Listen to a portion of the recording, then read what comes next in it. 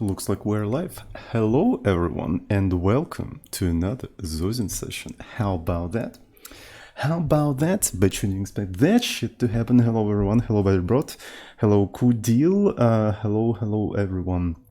So let's make a little bit of an announcement in the Discord server, right?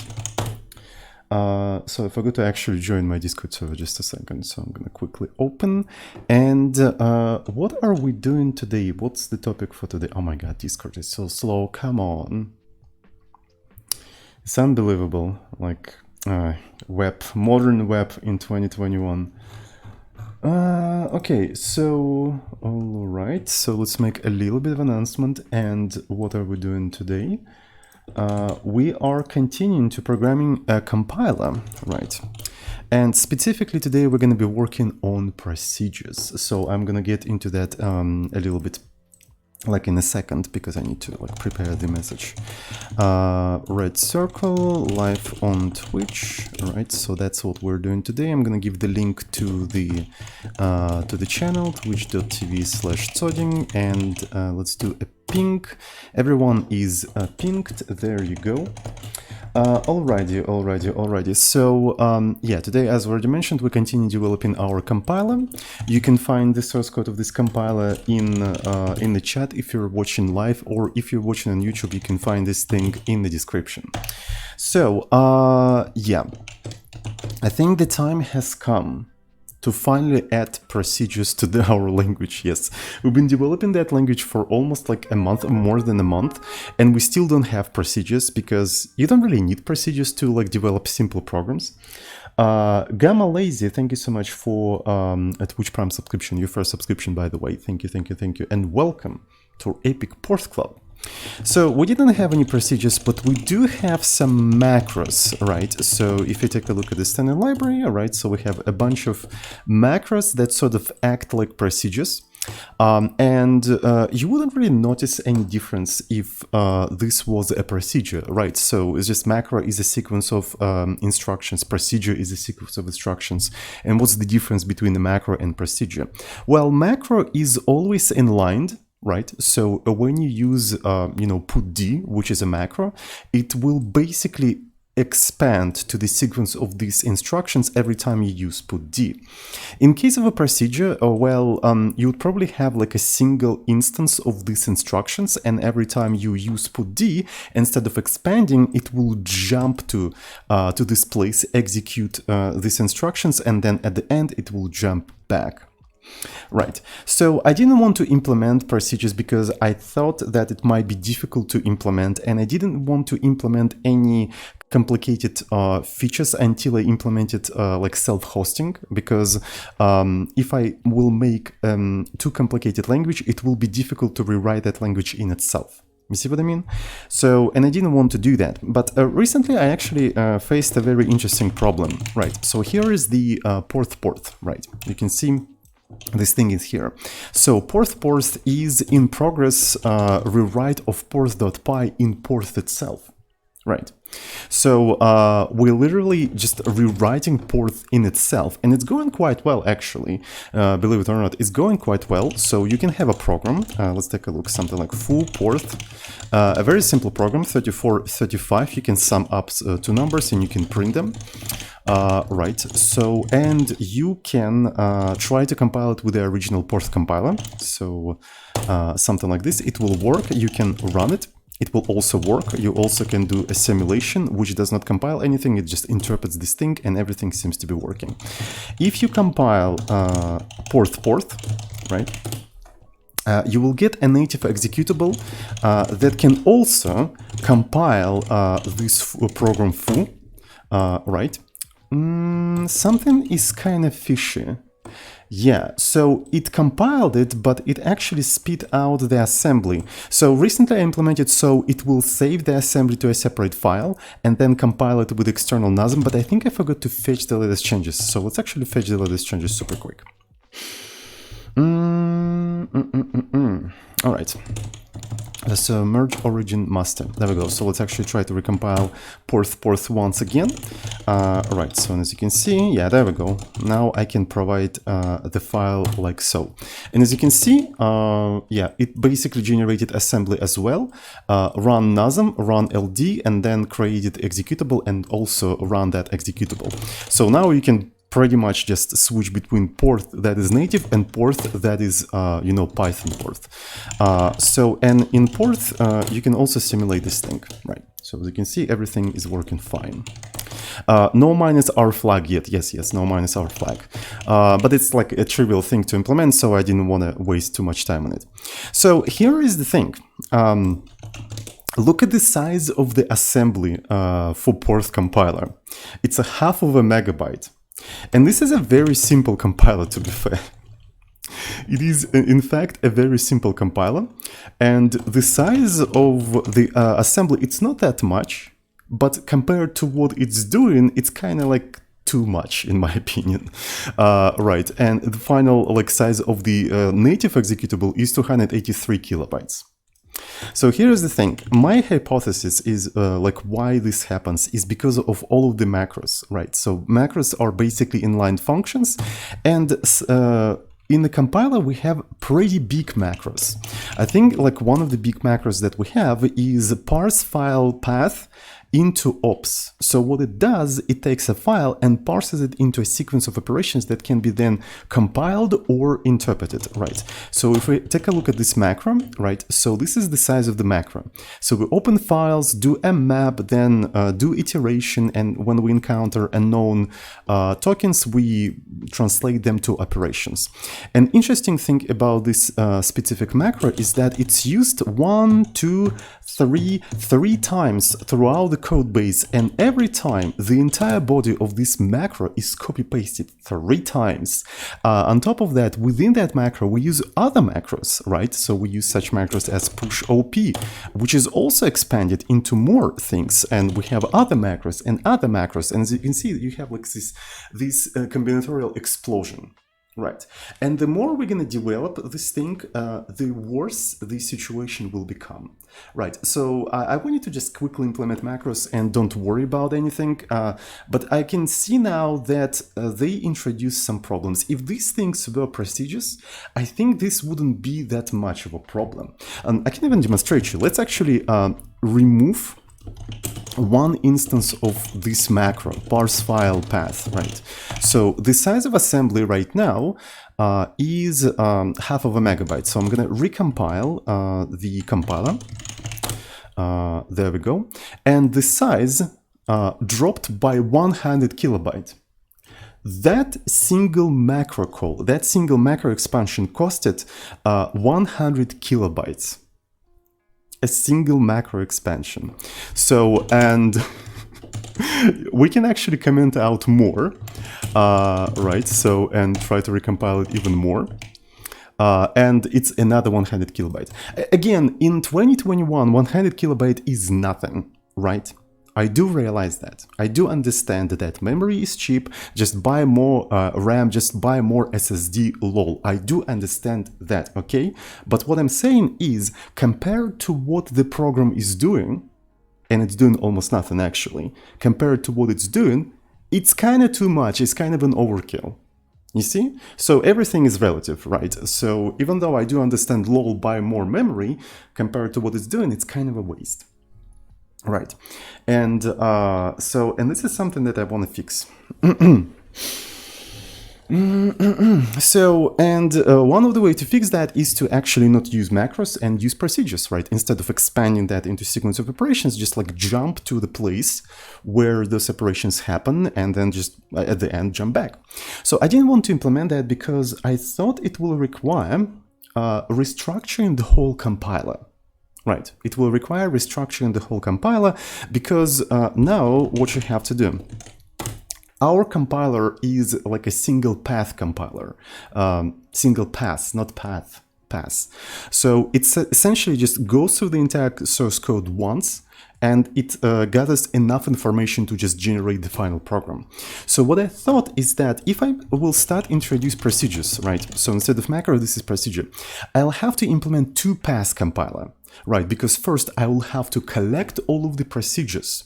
Then I'll have to put them into like a separate place and only then like generate them and stuff like that. And that will require like restructuring everything and maybe potentially overcomplicating the entire thing. So I decided that I'm gonna postpone this entire stuff. Okay, I says donates 200 bits and says thanks to you, I'm making my own language and can't stop LMA. You're welcome. Thank you for 200 bits. I really appreciate that. Thank you for supporting the channel. Okay. Yeah, I didn't want to do that because it will require the whole restructuring of the compiler. But the more I thought about it, the more I started to realize that it doesn't have to. Beanber18 subscribed with Twitch Prime, your first subscription, by the way. Thank you so much for your subscription and welcome to our epic Porth Club. How about that? How about that? Thank you so much. So, yeah, essentially, you know how, so there is like this idea in Porth that every word is an operation in the language, right? And there is no AST, right? So I already like mentioned that several times throughout the series, like there is no AST. Every word is an operation even when it looks like there should be AST, right? In case of a while loop, you have something like this, right? So there is no AST that represents while loop. While is a go-to label. Do is a conditional jump that checks the condition on the stack, and if it's true, it simply falls through, and if it's false, it jumps after the end. And end is unconditional jump that always jumps to the label while. Right. So, and as you can see, you can treat this entire thing as just a sequence of operations. There is no AST, there is no structure, it's just a sequence of operations. Nothing particular special, it's just a bunch of go-tos. And we can do the same thing with procedures. Okay, let's make proc an operation. And when you encounter that operation, it always jumps after the end. So it always skips it. So that way, if you have some action, like action 1 and action 2, they will be performed as usual. And when the execution encounters the procedure, it will just skip it. It will simply skip it. Okay, when you call this procedure, that will be an action to jump to after the body of this thing. Then you go and execute this entire thing, and end is going to be a special unconditional jump that returns back. That way, you don't need to have two paths compiling, so you can basically use the same architecture where you just go through the entire thing and just translate it as it is. Procedures becomes just yet another construction like while loop, where each individual keyword is just a new operation, right? So granted, here we'll have to introduce some sort of like a hidden second stack that stores the return addresses, right? Otherwise you won't be able to like return back when you encounter end, but it does not require re-architecting everything. It doesn't require re-architecting everything. And as a matter of fact, implementing procedure in that style will be easier than implementing macros. Right. So I implemented macros because I thought that it's going to be easier. But in fact, if you implement procedures in a very dumb way, in a very dumb, straightforward way, they're going to be easier than macros.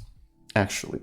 And what I'm thinking is that once we implement that, maybe we're going to get rid of macros completely. So, and that will simplify the reimplementation of this thing, dramatically. So, interestingly enough, this creates procedures that are not particularly compatible with other languages like C and stuff like that. Right, so you won't be able to call such procedures from C, but interrupt with other languages is a separate task. We're gonna think about interrupt with C in a separate scope, in a separate stream. Maybe we're gonna have special procedures specifically to interact with C, just like other languages do that. So yeah, and that's basically the entire idea for today's stream. Let's implement procedures that work like, while loops and if conditions. Yep. So that way we'll be able to compress the size of the compiler. So essentially the goal of today is going to be compressing the final size of the Porth, right? If we manage to do that, I'm going to call today's stream a success. So we got another sub. Just a second. I subscribed with a tier 1 subscription. Thank you, and welcome to our epic Porth club. Porth. So, does anyone have any questions?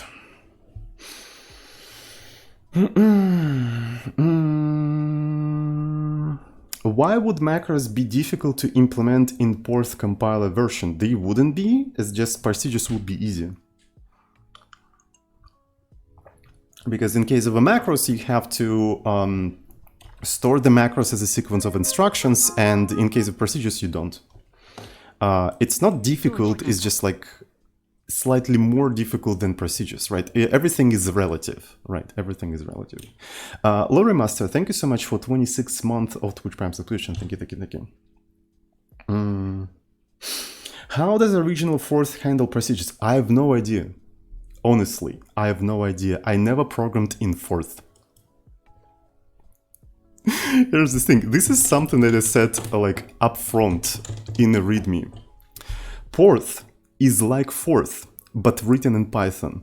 But I don't actually know for sure since I never programmed in Porth. I only heard that it's some sort of stack-based programming language. Porth is also stack-based programming language, which makes it just like Porth. Am I right? I have no idea how Porth does things. Like, I never properly programmed in it. Like, I heard about it, I read some articles like on Wikipedia, and I read a little bit of the manual, and I saw some code in Porth. But how it does things, I have no idea. I know nothing about Porth, honestly.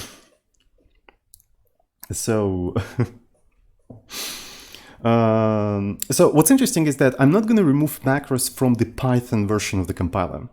Here's the thing, because it will take, effort removing them. I can keep the macros in the original version of a compiler. The rewritten version probably not going to have macros, and the standard library is not going to have macros. It's just the compiler will be able to recompile itself, right? If you need macros, you can use the Python version of the compiler.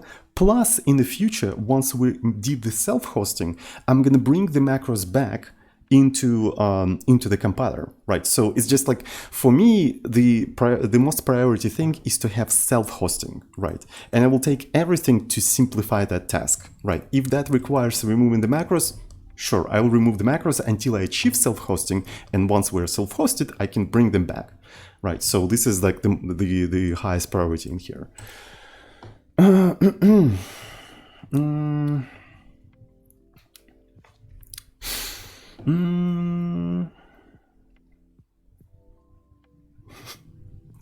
Can wait to see it self-hosted. I already have enough work to do on my own language. Don't give me more ideas. Well, I mean, I'm sorry. So, in what way will procs differ from C-like functions? In the way you pass arguments in there and the way you return values from it, right? So we're going to pass arguments via the stack. And in C, you pass arguments not only via the stack. In fact, in C, depending on the architecture you're in, architecture of the CPU and operating system, the arguments in C functions may be passed differently. Specifically, I am right now on x86 64 processor on Linux. And on x86 64 processor on Linux, the first six, maybe more, I don't remember for sure, maybe 8. The first n integer arguments, are passed via the registers, not the stack. And they're passed via the registers in a very specific order. right? And then the rest of the arguments are passed via the stack, but these only the integers. You also have floating point arguments, and for the floating point arguments, there is a separate set of registers via which you can pass things, right? In our case, we're always going to be passing arguments via the stack, like always. And because of that, you won't be able to call a C procedure, right? Because the C procedure wouldn't know how to get your arguments. And you won't be able to pass your procedure into C runtime as a callback because the C won't know how to call the Porth procedure. You see what I'm talking about? So it's all about like calling conventions. It's all about calling conventions and how you pass the arguments. It's more like a communicational problem between different parts. So, and solving that problem is outside of the scope of what I'm trying to do right now. Right now, I just want to have procedures, and I don't want to think about communicating with other languages because that will distract me from the main work. Once I solve the problem of just having the procedures, then we can think about communicating with other languages. Does it make sense? All right, so let's go ahead and implement that. How about that, boys and girls? How about that? I think this is pretty exciting. So let's go. Porth calling convention POC. Yeah, exactly. So let's remove that, and let me do git clean fdx. Git clean fdx. And I'm going to create a separate branch. We're going to call this branch proc. Right. So let's create some sort of like a simple example. Right. So we're going to have std porth. And let's create procedure called hello. We don't even have a highlighting for the keyword proc, unfortunately, right? So maybe the first thing we want to do, we want to add support for that keyword in the editor, right? So where are the keywords? So here we have all of the keywords, and I'm going to add the proc in here. There we go.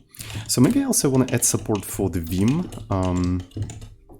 Unfortunately, Emacs doesn't have a highlighting for the Vim syntax. So I also forgot to add support for the memory keyword in meme. Vim, more like meme, am I right? So this is gonna be like a memory proc. Meme text edit. Yes. Well, I mean, Vim kind of a meme, if you think about it. It is a kind of a meme.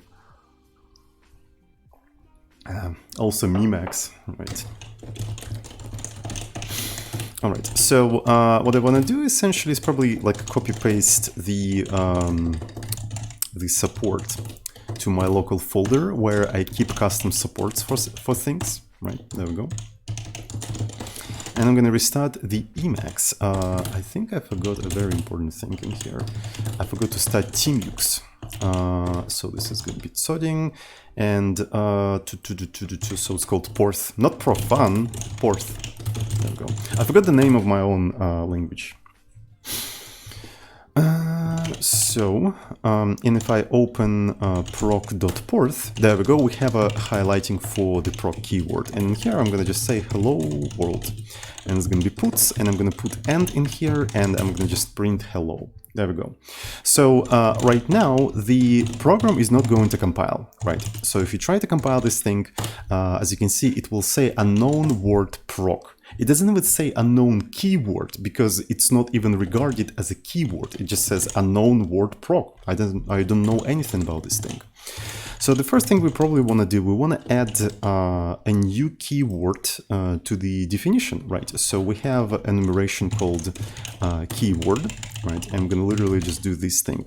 It's going to be proc auto. There we go. So now we have a new keyword. If you try to compile this thing here, now we have a bunch of fails, right? So now we need to add keyword proc, keyword proc. There we go. Is there any other places where it will complain?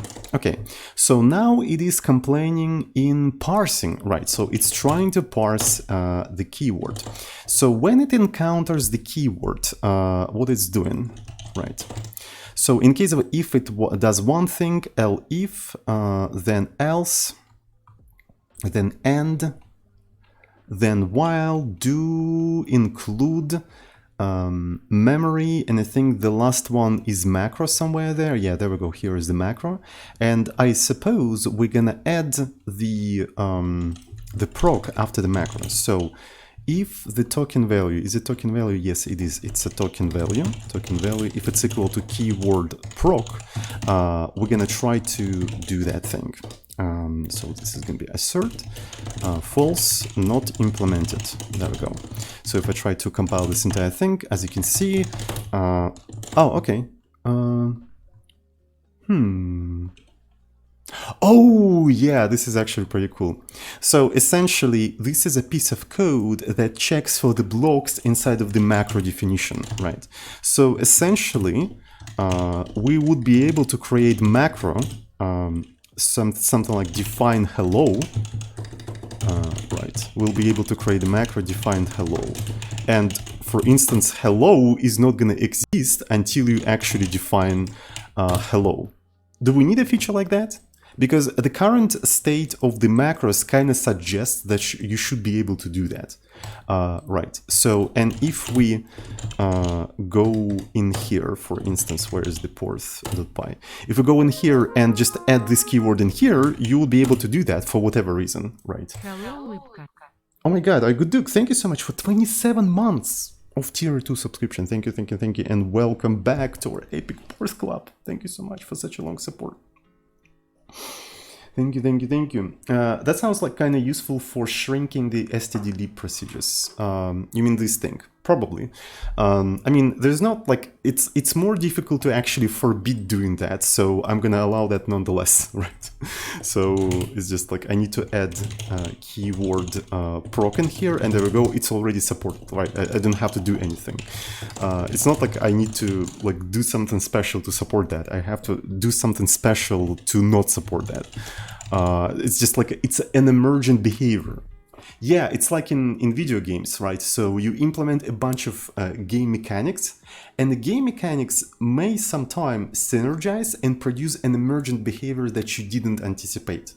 The same thing with programming languages. You can implement a bunch of features, and they can synergize into emergent behavior that you didn't anticipate. For instance here, right? I edit macros, I edit procedures, and now you can define procedure inside of a macro and define procedures like that. I didn't intend that. As a matter of fact, I don't care, but it's just like an emergent behavior of these two features. There's nothing I can do about that. It's just like, yeah. Designing the language kind of feels like designing a game, to be fair. Okay, 1 to 3, Lori 3 to 1. Thank you so much for Twitch Prime subscription. Thank you, thank you, thank you, and welcome to our Epic Porth Club. Cheers, by the way. Maybe it's not only applicable to games and programming languages. It's just like generally with the software, right? In the software, you may create features that create an emergent behavior that you didn't anticipate, right? So. Bugs? No, we call them emergent behaviors here. Yeah, okay. Okay, so I added support for this thing, and let's go. Ooh, so now it is failing here, not implemented. So when you encounter a procedure, right? When you encounter a procedure, you need to start defining the procedure. So what's interesting is that, do we want to allow defining procedures within procedures? That's a good question. So I don't think so, right? Because defining procedure inside of the procedure kind of implies that this procedure is not going to be visible outside of this one, right? So that means we're already starting to introduce the notion of scoping and stuff like that. And for the scopes, you need to have separate structures and stuff like that. Maybe we can do that in the future, but I don't want to do it right now. Right. So, and I suppose we need to keep track of whether we are currently defining procedure or not defining procedure, right? So we're not going to allow that. But once we rewrite the compiler in itself, I'll think about that feature specifically. Okay. So let's go back to the beginning of the loop. And in here, we may introduce some sort of like a Boolean thing here, right? So let's call it defining proc, right? Defining proc, and to be fair, maybe it's not going to be Boolean. I want you to make it a Boolean, right? Which indicates we're currently in the procedure. Maybe we can do something like current procedure, and it's going to be optional operation address. And it's going to store the address of where the procedure starts, right? So it's going to be something like that. So then we have proc. And if current proc is none, right, we're gonna start defining the procedure. We're starting defining the procedures. If the procedure is not none, that means we are in the middle of actually defining the procedure, right? So that means we need to throw an error. So this is going to be a compiler error located in here. Defining procedures inside of procedures, procedures is not allowed, right? Is not allowed.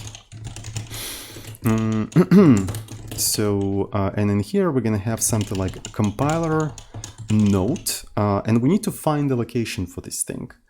And we don't really know the, yeah, we do know the location. So location is located somewhere in program, OPs, current procedure, right? So here is the current procedure, and we know the token, right? So we know the token where it was introduced, and we only need the location. Okay, so this is where it starts. So the current procedure starts here, right? The current procedure starts here. Cool. So this is basically what's going on. If the current procedure is not implemented, if the current procedure is known, we have to add it to the programs, and we also have to assign it in here. We also have to assign it in here.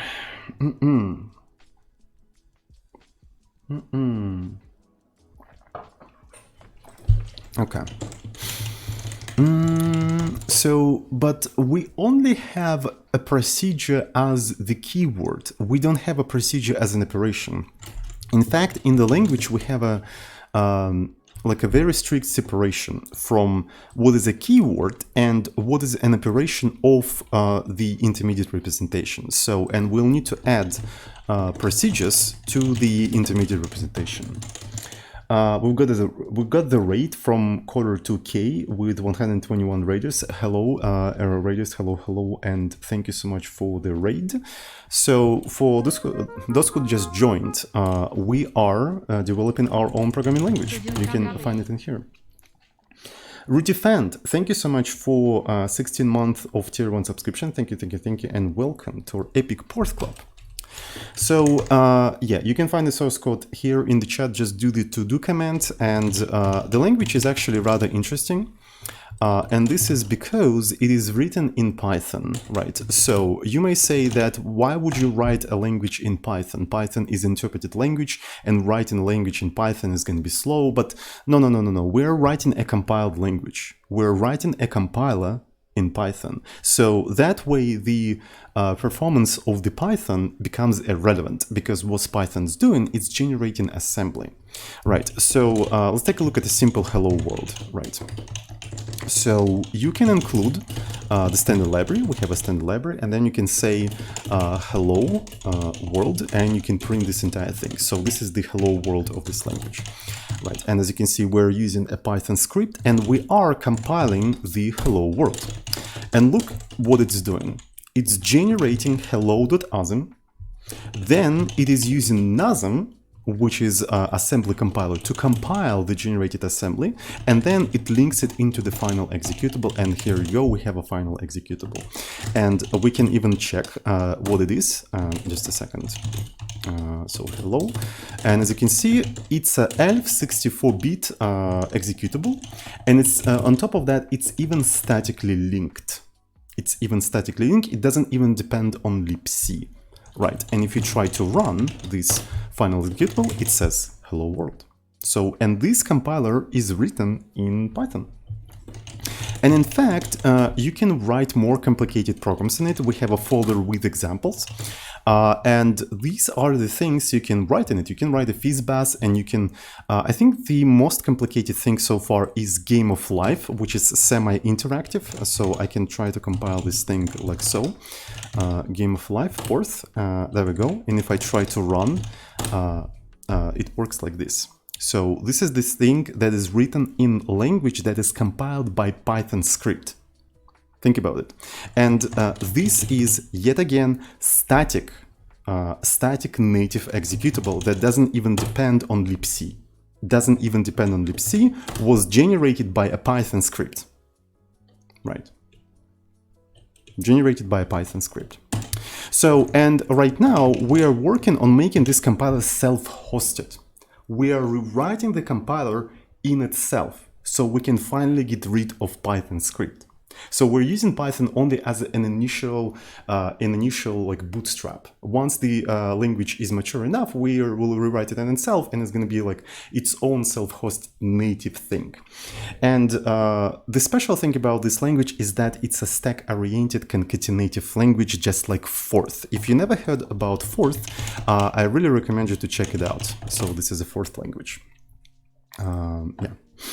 So I really recommend to check out this Wikipedia article, and our language is basically like that. It is basically like that.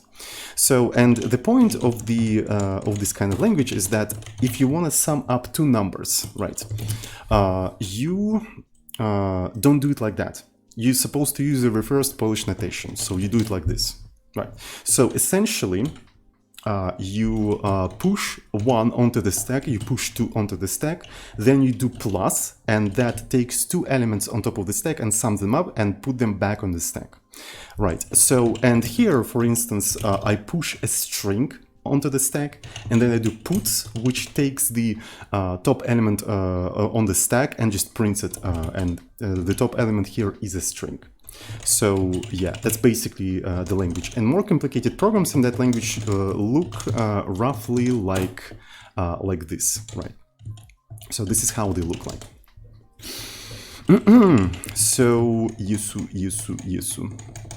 So the problem with this language is that we don't have any procedures in it.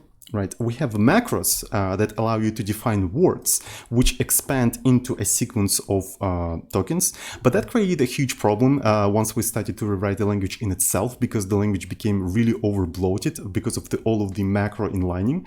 So I'm in the middle of writing procedures that will allow us to compress the code a little bit. So and that's what we're doing right now. So does anyone have any questions? So I have a question. Once Porth is completely self-hosted, how will new people who don't have pre-built binaries be able to use it, because you can't compile it without itself? This is a very good question. So our compiler does not produce executables directly. It generates assembly. Right. So essentially, if you so we already started writing compiler in itself. So this is the current state of the Porth rewritten in itself. So the file that is that contains the Porth compiler called porth.porth, indicating that it's a Porth written in itself. So, and if you try to compile this compiler with the Python one, so it's going to be porth py compile porth.porth. One of the first thing it does, it generates assembly, right? So this is the assembly version of the Porth compiler. Here it is. It's actually quite huge. So yeah, so it's around 33,000 lines of code. So, and then, only then it compiles it with NASM. So essentially, I'm gonna distribute not only porth.porth, but also porth.asm. So, and you're going to use this ASM version to bootstrap it. So essentially, once you get the source code of Porth, once it's completely self-hosted, the first thing you will do, you will use NASM to compile Porth, and you will get a Porth, native executable, and then you will be able to use that native executable to compile Porth with itself to produce yet again the same executable. So that's the plan. So we're going to distribute the assembly version that you can always compile with NASM. We're going to bootstrap it with NASM. That makes sense. So that's the plan.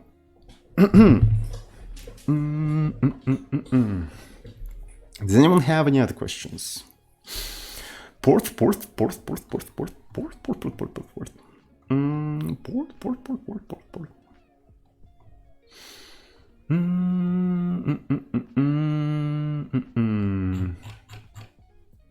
Okay. Don't forget to re-implement Nasm and Porth. Sure, we're gonna do that. I'm joking, probably not, I don't know.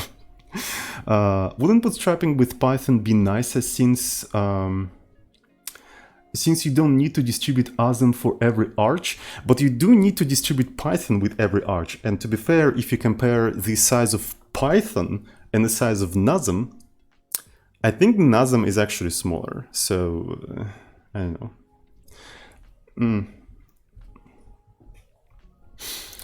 How will you type check procedures? I think for now I'm going to be type checking them the same way I type check macros, right? So basically I'm going to just go inside of the procedure and continue checking things. And then later maybe we're going to introduce like signatures for the procedures so you can type check procedures once. But for now I think I'm going to type check them the same way as procedures.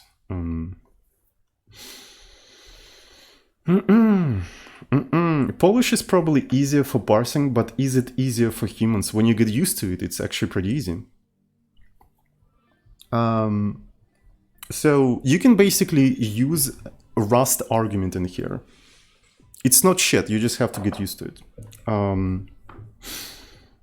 Will you drop the dependence on Nasm in the future? Probably, I'll think about it. It's kind of difficult to drop all the dependencies, especially like it would be nice to get rid of linker as well, but I don't know. We'll see how it will go.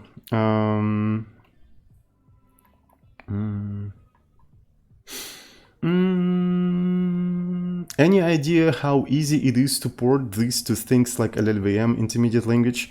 I know nothing about LLVM, so I cannot answer that question, I'm sorry. Will you implement a real debugger in Porth? What is a real debugger and how do you distinguish it from imaginary debugger? Are you trying to solve real problems? What is real problems and how do you distinguish them from imaginary ones?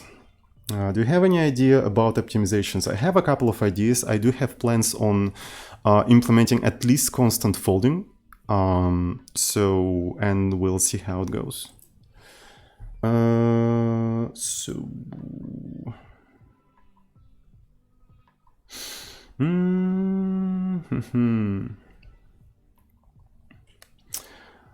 Well, a real debugger doesn't have any complex parts. It's a good one. Can you solve real problems with a real debugger, though? That's a very interesting question. All right, so, okay, thank you for the rate and thank you for all of your questions. So, yeah, let's continue working on procedures. So right now we're trying to be able to compile at least this, right? So right now our compiler cannot even compile this thing. So I'm gonna do something like this, and there we go. So, yep, we are in the middle of actually modifying this entire stuff. Okay, so I wanted to do proc.porth. So this entire thing is not implemented yet. There we go. So, what do we have to do? Yet again, as I already said, we need to add procs to the operation tab, right? So they're here now. And that means I need to add the proc to the sequence of operations. Kind of similar to how I add do, right? So proc, okay. So I do something like that, and there we go. So we added a proc to the sequence of operations we're currently doing, and I'm gonna increment the current IP. IP is an instruction pointer; it's not an internet address.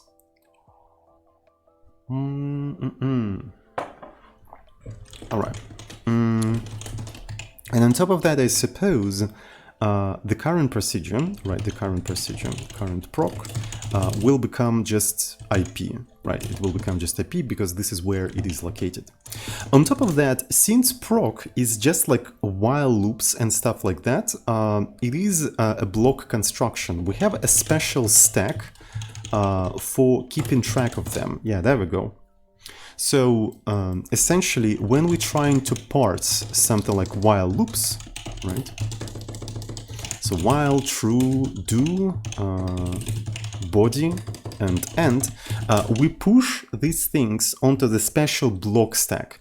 And as we encounter, for example, end, we look at the current block stack, and if we see while there, we know that we're closing while. And because of that, end will act slightly differently, right? From, for instance, if it was if. Right. In case of if, end always falls through, and in case of while, end always jumps back to the while. Right. So this is basically how we distinguish how end is supposed to behave. So, and the same thing should probably be with the procedures, right? So when we encounter end and on the stack of blocks we see procedure, we know what we need to do in here. In that case, end should act like a return, right? So it should probably look at the stack of return addresses and just jump there. So that's basically the idea in here. So that's basically the idea. So we need to append this thing onto the stack. Stack append. Yeah, there we go. So we are adding this thing in here. So proc so here's the current thing, and I'm gonna do stack append IP, and we also increment IP. So do we need to do anything else in here when we encounter procedure? We probably need to know its name. Yes, one of the things we probably need to do, we'll need to know its name. And the name is probably going to be parsed the same way as we parse the name of a macro or a memory, right? So first thing, we need to take a look at the tokens, right? And we take a look at the tokens. So, and if we don't have any tokens, we're gonna say expected procedure name, but found nothing, right? Expected procedure name, but found nothing. Assert false, not implemented, right? And let me try to simulate this situation. So essentially, this problem should occur when you have something like this, right? So you started procedure, but you don't have anything, right? So let's go ahead and do py compile proc.porth, and it says expected procedure name, but found nothing. Okay, fair enough. And if I add something, it will say not implemented. We haven't implemented, actually taking the name of the procedure. Cool. So the next thing we have to do is pop the next token, right? We're popping the next token. And we're trying to use that as a name for the procedure. So expected, where am I? Expected procedure name to be one thing, but found another thing. Right, we expect the procedure name to be a word, but if you provided something else, we should fail because of that. Okay, for instance, this may happen if you say procedure 69, because 69 is not a word, it is a number, right? So let's try to compile this entire thing, and as you can see, expected procedure name to be a word, but found an integer, right, which is not correct, right? So, and if we switch everything back, this one is going to be hello, right? Not implemented. We're back at not implemented, but I would say that at this point, we're kind of done with procedures, right? We're kind of done with procedures. So now we just need to continue the process of compilation as usual, right? And let's see what other places we will actually fail, right? So unclosed block. Okay, this is very interesting. So maybe I actually have to just do something like this. Okay, and can only close else, do, or macro blocks for now. Right, so this is actually accurate. We're trying to close end with a thing that we never seen before, right? So yeah, and this happened because we put proc onto the block stack, right? So our code that is responsible for closing blocks detected that we're trying to close something that didn't exist before, and it's thrown an error. Okay, let's take a look at that place. So let's actually take the entire error message, right, and go into the source code and try to find that error message in here. Vadim Tishchenko, thank you so much for tier 1 subscription, your first subscription, by the way. Thank you so much, and welcome to our epic Porth club. How about that? Porth.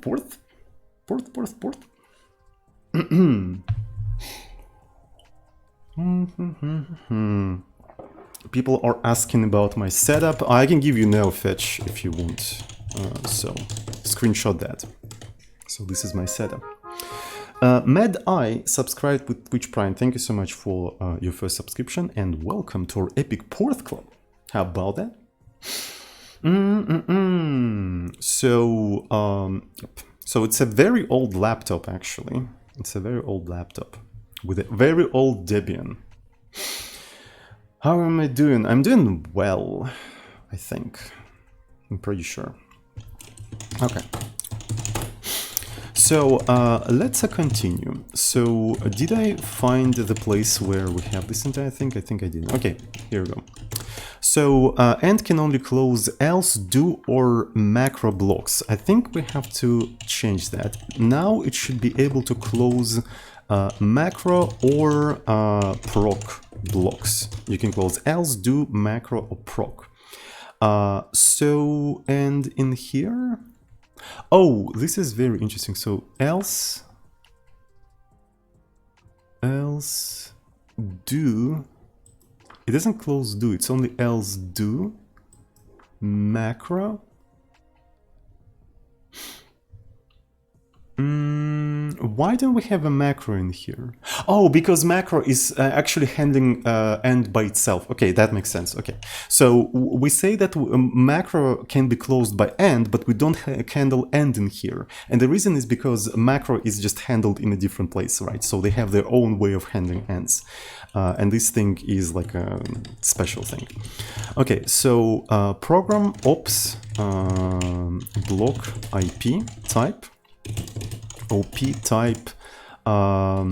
Okay, so maybe it would make sense to put a node in here. So let's do it like this. Node. The macro blocks, the closing of macro blocks is handled in its own separate place, not here, right? Right. So that's why it is not present, right? It is not present in here, right? Because that may confuse me or somebody else in the future. So if in here we encounter a procedure, so it's actually stub with not implemented. And let's see how it will go. There we go. Okay, so we actually hit this not implemented thingy. So, okay, we encountered end. What do we do with the end? Right, in case of an end, as already said, end is a very special thing. End should act like a return, right? And return should take the return address from the separate special new stack and jump there. So we never actually done that before. We don't even have a procedure to grab something from the new stack and jump there. So this is going to be a completely new operation in the intermediate representation. Right. So we'll have to go to class OP type and probably introduce something that will represent that action, represent the action of returning from the procedure. So let's actually call this something like ret. Right. So we have a procedure and you also have a return. Right. So this is going to be the return.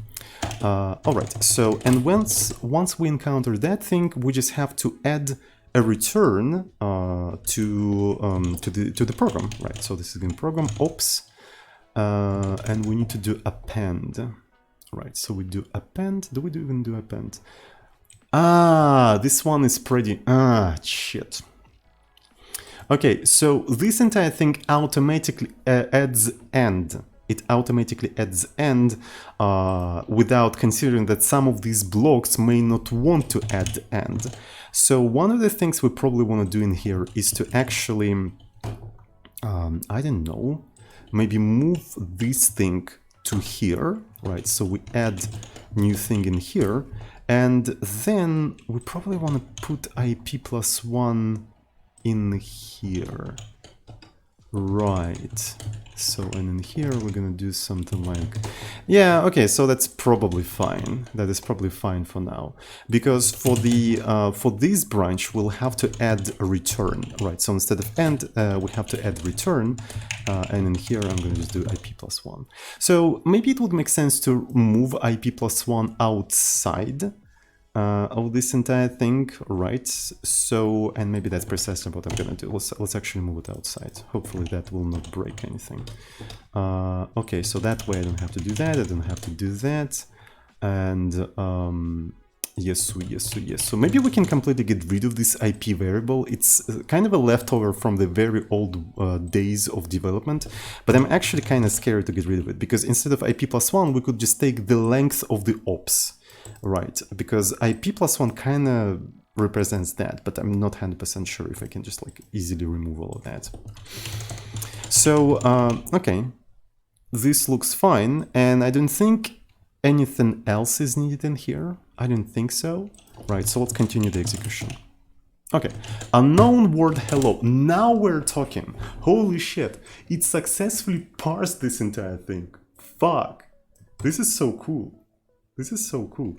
So now it fails at trying to compile this thing because it's neither a macro, nor intrinsic, nor something else. It's neither memory, right?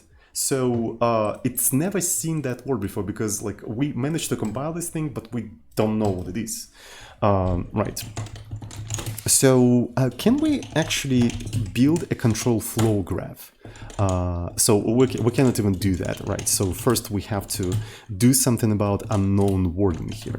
Okay, I really like, so these asserts that I put everywhere actually very helpful in extending the compiler, right? Because every time you add a new feature, they just guide you through the entire process.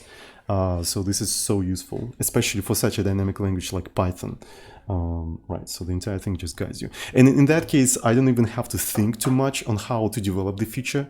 I just like add a new definition and I just like explore how to massage the code into the required state. So, all right, so it doesn't know about this word. Let's take a look at where we do that. Unknown, known word. There we go. So to find a particular word, okay, so we encounter a word, we check, is that an intrinsic? Is that a macro? Is that a memory? If it's neither of these three things, we say it's an unknown word. So what we have to do, we have to introduce yet another table, probably called procedures, right? If the token is in procedures, we want to, you know, compile it into a procedure call. Right. So, and here I'm going to just put assert false, not implemented. Right. Not implemented. So, and as you can see, it doesn't know anything about procs. So what should be a proc? Right, so we already have a bunch of tables in here. We have a tables of macros that maps a name to a macro definition, a name to a memory definition, and maybe we need to introduce something like procs, right? So this is going to be a dictionary from name to maybe to address. Do we need like a special, what do we need for procedures? We need to know where it starts so we can jump there. I guess that's it. So we don't really need anything else. So I'm gonna just give a OP address. There we go. And that should be it. That should be it. But it's still an unknown word because we never actually added the procedure into the list of procedures, right? So let's find where we define the procedure, right? So this is where we parse everything and including the name, right? So here, proc name is basically token value. And this is where this is where we're gonna add the procedure to the procs. So this is gonna be proc name is going to be equal to the current proc. There we go. Cool. Oh, and here is a very important thing. When we find the end of the procedure, right? When we finally find the end of the procedure, I think we should say that the current procedure is none, right? Because we finished handling that current procedure. So, yep. Okay. So now, if I try to compile this, finally, right? It tried to compile the procedure call, and it failed at this not implemented. We finally reached the place where we about to perform the function call, right? And calling the function is not the same. As, for example, calling a macro, right? So when you call a macro, you just expand it to a sequence of tokens. But to call a procedure, you have to push the return address onto a special new stack and jump there. And jump to the procedure. So that will require an additional thing, and we cannot use unconditional jump because unconditional jump doesn't push anything onto the return stack. So that means that yet again, we have to introduce another operation for the for our intermediate representation, right? So let's go ahead and do that. So OP type. So we already have a proc, return, and we're gonna introduce call, right? So we're essentially introducing like a new set of operations for our IR intermediate representation. Backseating is welcome when it actually helps. When it actually helps, it's not called backseating. So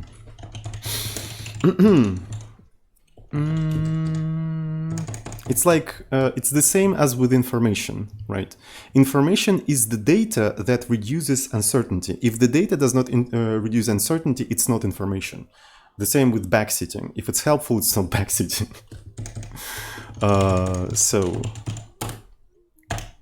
All right.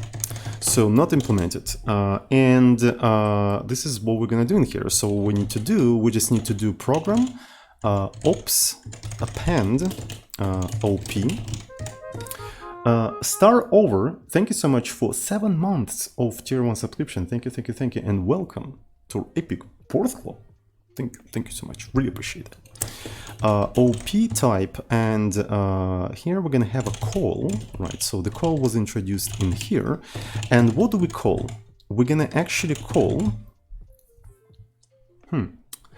So we know where the procedure starts, right? We know where the procedure starts. If I do something like procs token value, I will essentially jump to the proc operation, but the proc operation goes straight into the end. So that means we need to jump to +1, right? We need to jump to +1. So, and I'm gonna put a node in here, something like proc refers to the OP type proc, which bypasses the body of the procedure. So we need to jump to the next instruction. So maybe it would make sense to actually store the proc +1 in there then, so we don't have to add that node, and that would be a better idea. So so let's go to procs append. Did I do procs? Yeah, it would be better to actually do something like this. Right. Right. Every time we define this thing, we say just, you know, jump to the next one. And that way, right, that way we don't have to do +1. And that way we don't have to explain why do we do +1, because it doesn't exist anymore. Right. So there we go. So there we go. Okay. So let's continue. So we define this entire thing. Where does it fail? Okay. We're finally out of the parsing, I think. Are we? Holy shit. It doesn't fail in the parsing phase anymore. Right, so we're kind of done with the parsing of procedures. Kind of. Which means that we can try to actually dump the control flow. Well, we can't really dump the control flow, can we? Because I put CF in here and it didn't try to generate the control flow. Where do we generate it? I thought we were trying to generate it a little bit later. So where's the compilation? So we parse the program and it fails here, and it didn't even try to generate this. This is really sus, don't you guys think? It is kind of sus because I enabled control flow. Oh, okay, so it generated dot.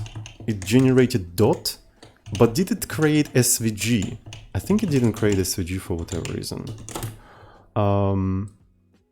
Generate control flow as dot file. And then it should just call echo, but it didn't do that. Maybe, am I going... Oh, it failed... I forgot how to read. I just saw the word generate and I assumed that it's generating x86-64. Okay, so I'm an idiot. Thank you so much. All right, I'm really sorry. So exhaustive handling of p-type. So what we need to do in here, we need to add the all of the new operations actually. Right, so we edit op type proc. Right, so this is op type proc. We also edit a return. Right. Also edit return, and we edit the call. We edit the call. So in case of a proc, we just need to jump back to think after return, right? So, but we forgot to assign this thing. I guess this is fine. I guess this is fine. So we can just do something like this. Operand has to be that, and we're gonna do fwrite. Right, I might as well just copy paste this entire thing. So this is gonna be record. Label is going to be proc, and the place where it jumps is going to be op operand. And if I try to compile it now, it fails. Oh yeah, so we actually edit 3. Right, we actually edit 3. So it means this thing has to be 13, right? So now we have 13 of those things. Well, we probably don't have 13 of these things. So let's actually do something like this. And this is going to be length of OP type. 14. Okay, so there's a 14 of them. Is it really 14? Maybe, I don't know. And here is the problem, right? So proc doesn't contain the address where it have to jump to bypass things, right? So because proc is an operation, and when execution goes to the proc, it just have to skip to the end, right? It has to skip to the end. And as you can see here, we don't have that skip address because we forgot to assign it. So that means we have to go back to the parsing, right? And here where we handle end, right, when we encounter end, we just add return, but we never actually assign the proc. So essentially what we have to do in here,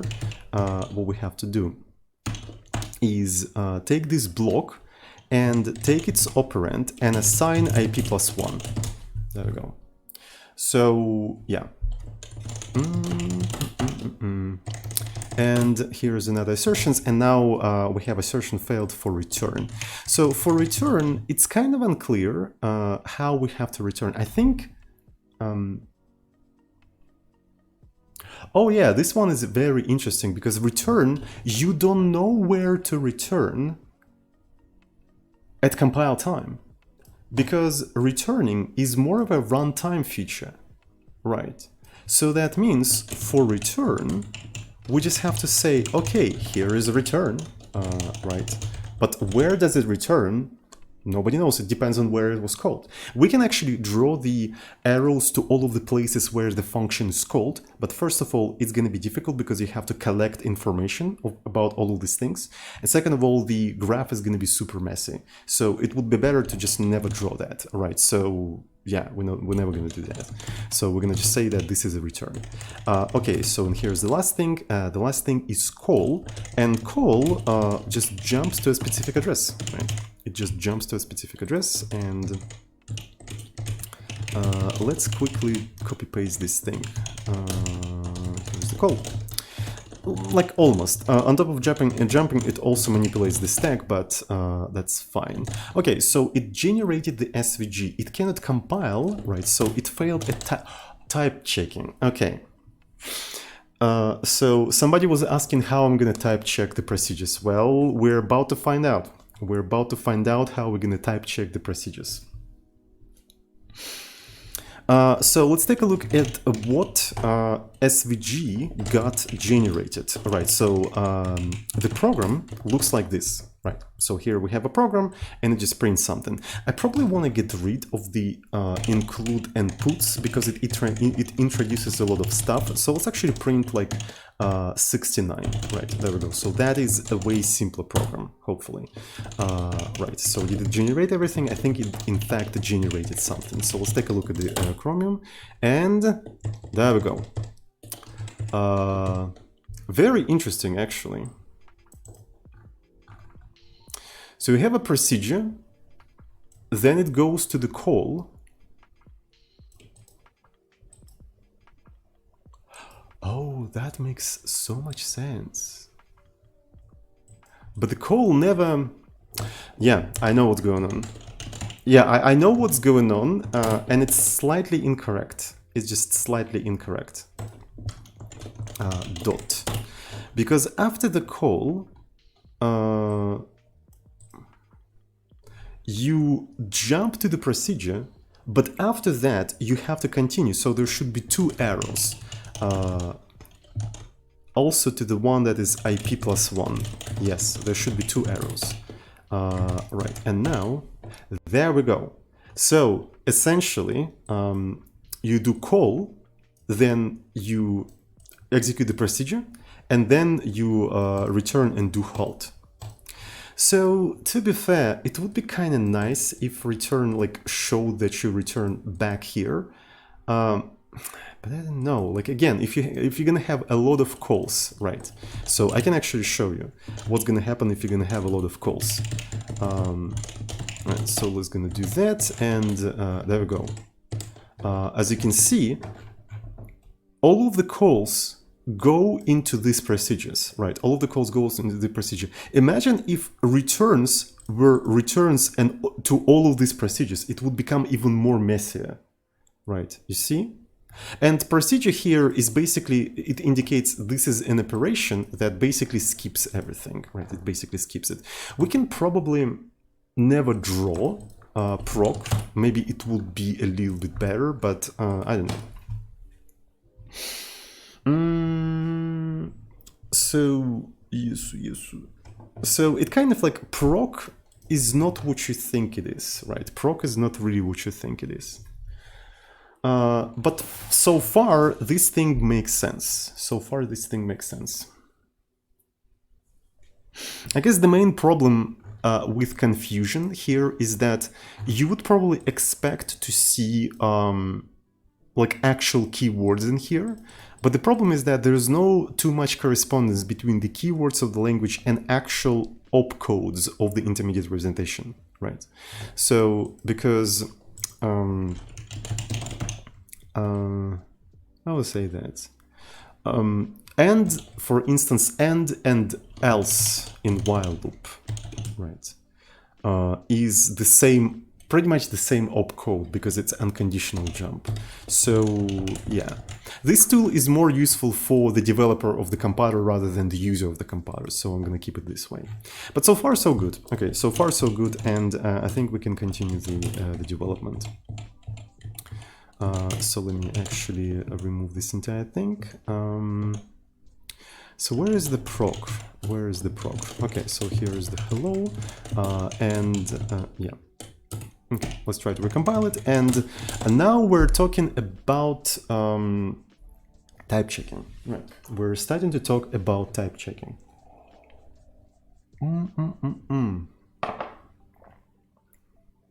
By the way, are you allowed to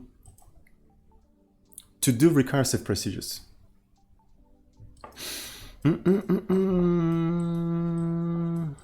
What about procedure names in a graph? It would be too difficult to add them. And yet again, this graph is not designed for the users of the compiler. It is not designed for the users of the compiler. It is designed for the developer of the compiler. And the developer of the compiler knows that there's a little correspondence between the keywords of the language and the opcodes of intermediate representation. That's why the graph doesn't look like the program. It looks like something else. So yeah, it's kind of strange, but this is because it makes sense for the developer of the compiler, not the user of the compiler. That's very important. So the next thing, so can you define recursive procedures? I don't quite remember. So if I try to do something like hello, will that work? It depends on whether we add hello right after the... I think it will work. Believe it or not, I think this shit will work. It works. You can have recursive procedures.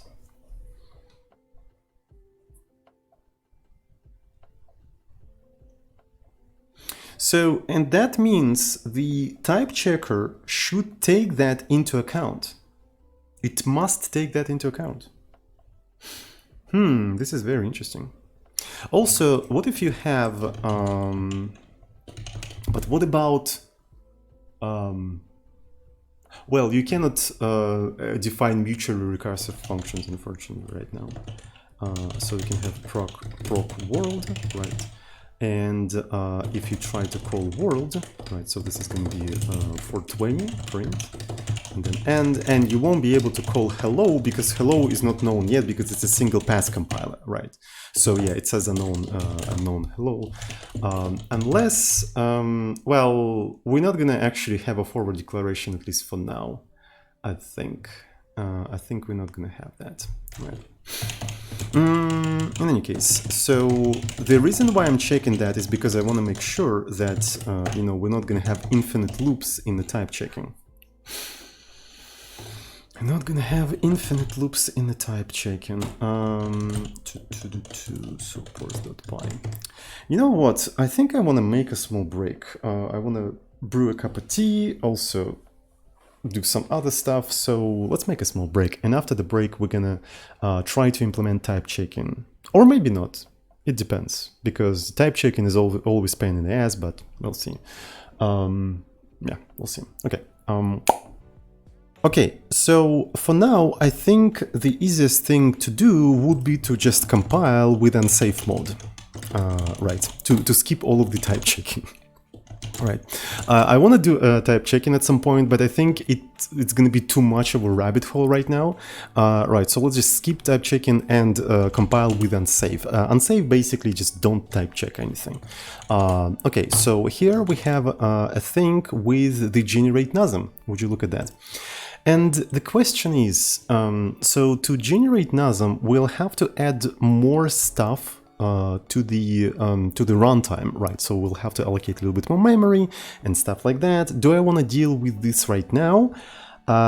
Probably not. I think it would be easier to implement all of that in a simulation mode. Okay, so let's actually start with a simulation mode without type checking. So in a simulation mode, like adding the return address stack will be kind of trivial, because it's just like you define a variable and there you go, you have a stack. So let's go ahead and do that.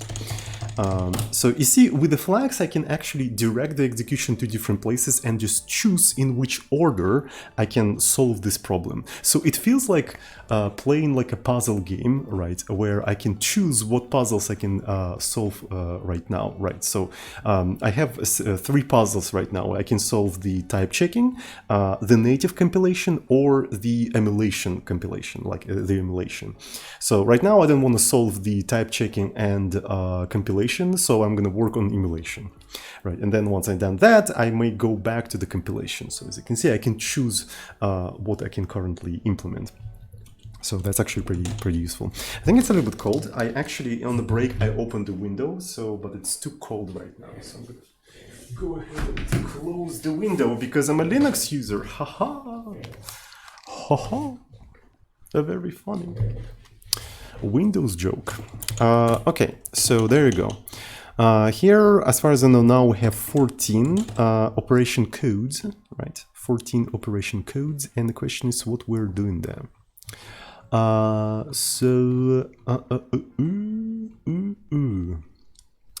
here's do, here's intrinsic. Let's actually put them somewhere here. The first one is going to be OP type equal OP type proc. Right, there we go. So cert false. The next one is OP type return, if I understand correctly. Right, so this is going to be that. And the last one is OP type call, I think. Right. So we only added 3 opcodes in here, right? We only added 3 opcodes. So, and in here it fails at proc. And as far as I know, in case of a proc, it's pretty straightforward. You just jump to whatever place, you know, it needs to jump, right? So it has to bypass the execution. But before you can bypass the execution, you need to check if it's, you know, if it's actually OP. So as you can see, our intermediate presentation has too many similar opcodes like else, elif, and end. They all perform unconditional jump and also proc. What I'm thinking is that at some point I'm gonna just go through the intermediate presentation and compress the opcodes, right? So we don't have these like duplicates. So this is like a leftover from the old times where there was no separation between keywords and opcodes.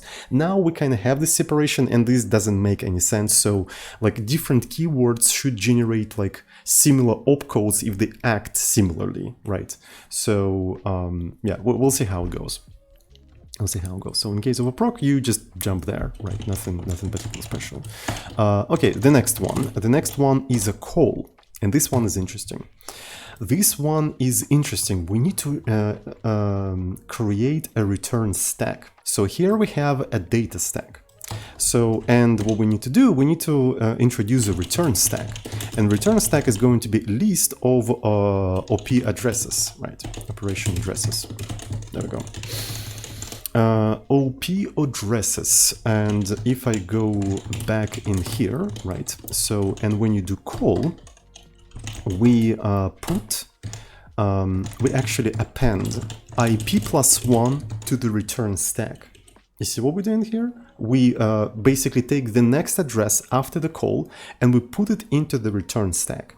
And then we go to whatever place we're supposed to go. So yeah, we have to do operand and we just jump there. And that's it. So that's the call. It's almost like unconditional jump, but with pushing something on the return stack. So that's basically it. We also maybe want to check if the operand is, you know, OP address or something, because otherwise we have a bug somewhere. All right, that worked. That worked precisely as you would expect it to work, because this is a recursive function. I haven't implemented return yet, but I already know that the recursive function works. That's actually pretty cool, right? So we haven't implemented return because we never needed to return from the function because the function is recursive. It's actually kind of funny. Don't you think about it? Yeah. So yeah, that's really funny. We never needed to implement return because we never return. That makes a lot of sense. Okay, so let's actually try to do the return, and it should now fail, saying that, okay, return is not implemented. And return, it basically takes the return address from the stack and jumps there, right? So we have to do return stack pop and just do IP like this. And there we go, we just return. Okay, so what should this program print? This program is supposed to print 69 5 times. Make sense? Makes sense. Okay, let's go ahead and do that. And it printed 69 5 times. So now we have a procedure, right, that does things, and that's pretty cool. So we can also try to define like procedures that call other procedures, right? Right, and we're gonna call world. Right? Oh, by the way, since we don't care about the graph, we can start printing the actual strings, right? So here I can print hello, puts, there we go. And here I can print world, puts, Maybe we can do it like this, like hello, and then hello. There we go, look at that. So this should print hello world, if I understand correctly. We might as well also maybe put a new line in here. There we go, puts. And is it going to work? It printed hello, but it didn't print world. This is sus. This is in fact sus. Where is hello? So it printed hello, but it didn't return.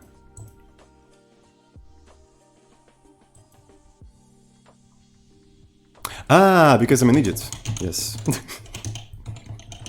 I was about to go into a very deep rabbit hole. Okay, now everything works. Okay, that's fine. So I'm already streaming for 1.5 hour, so I'm already kind of tired, okay? So don't make fun of me, chat. Stop making fun of me. Fat Dratini, thank you so much for 6 months. Hello, chat streamer Puts. Puts. This is how in Russia we affectionately call Vladimir Putin. Puts.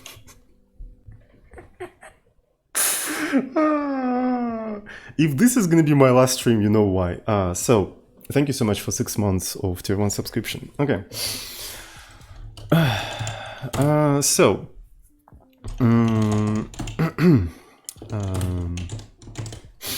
KGB time!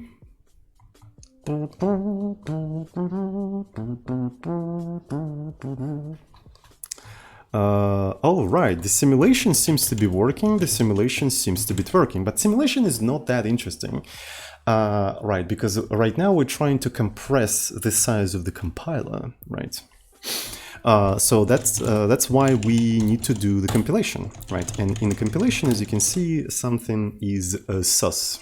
Something is sus. Okay, so we're gonna have 14 of these things, and the first thing is going to be proc, right?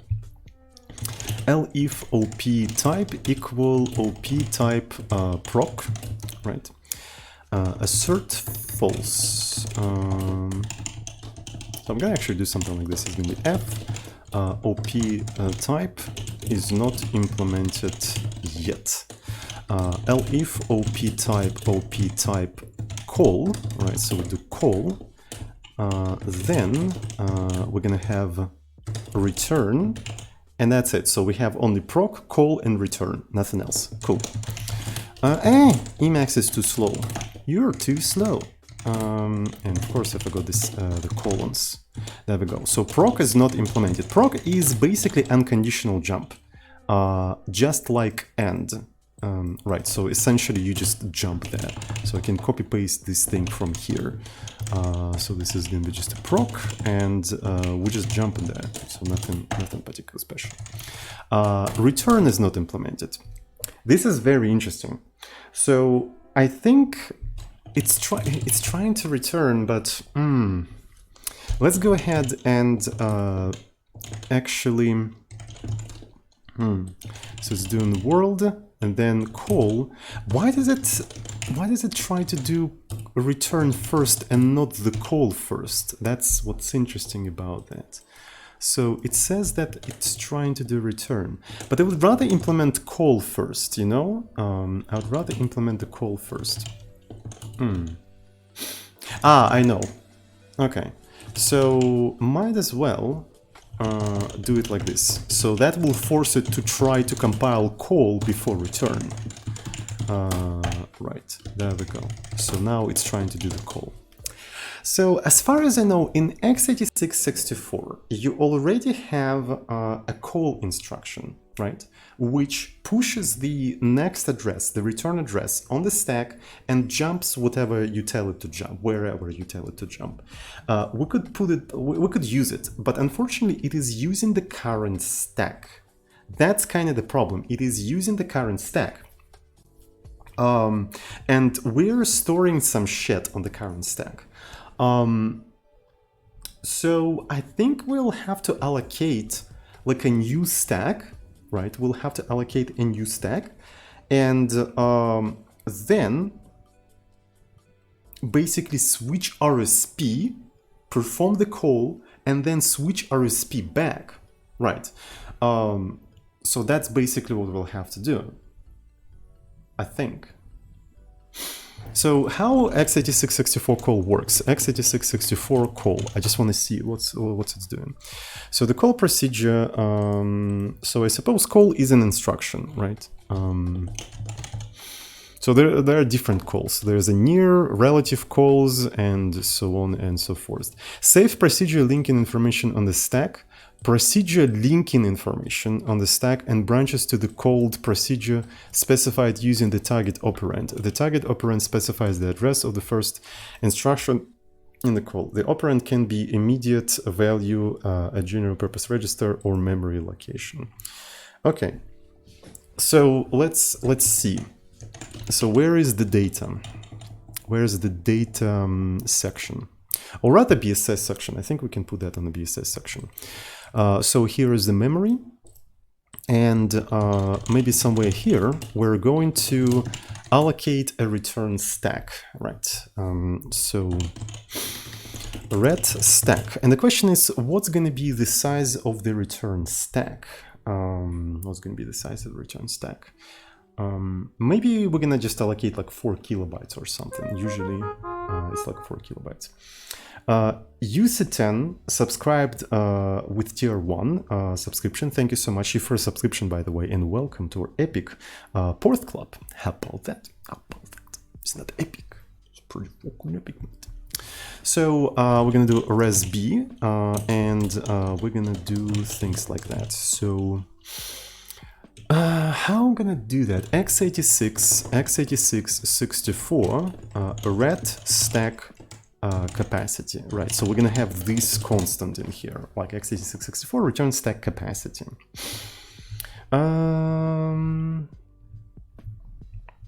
I'm following this compiler series of Porth since the beginning, and I thought, why not use Haskell? Still don't get why use Python. Okay, to that I have another question to you. Why not use PHP? There's no reason to not use PHP for this compiler. I mean, I think PHP would have been even better than Python and Haskell. So that's my answer to you. So PHP would be definitely better than Haskell. Okay, so here's the return stack. But as far as I know, here's the interesting thing.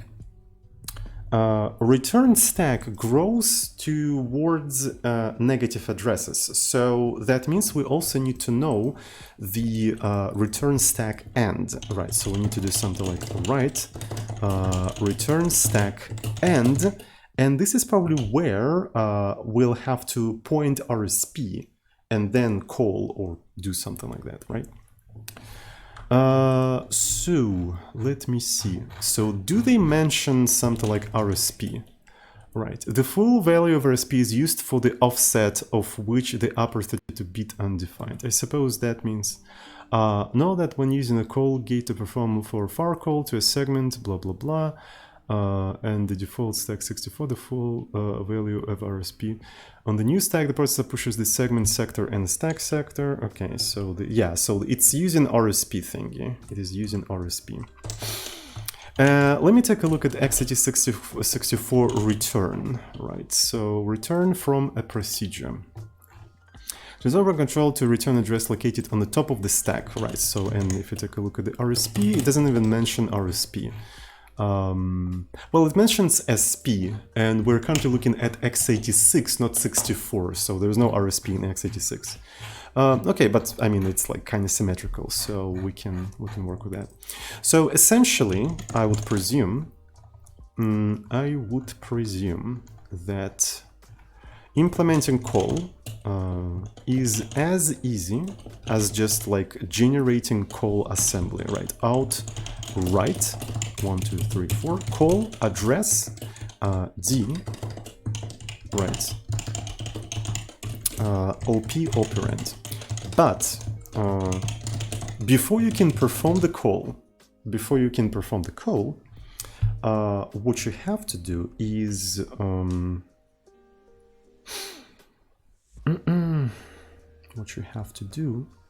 prepare the stack, right? So essentially, I think the easiest thing to do here would be write move RSP, red stack end. Right, we do red stack end. Red stack end.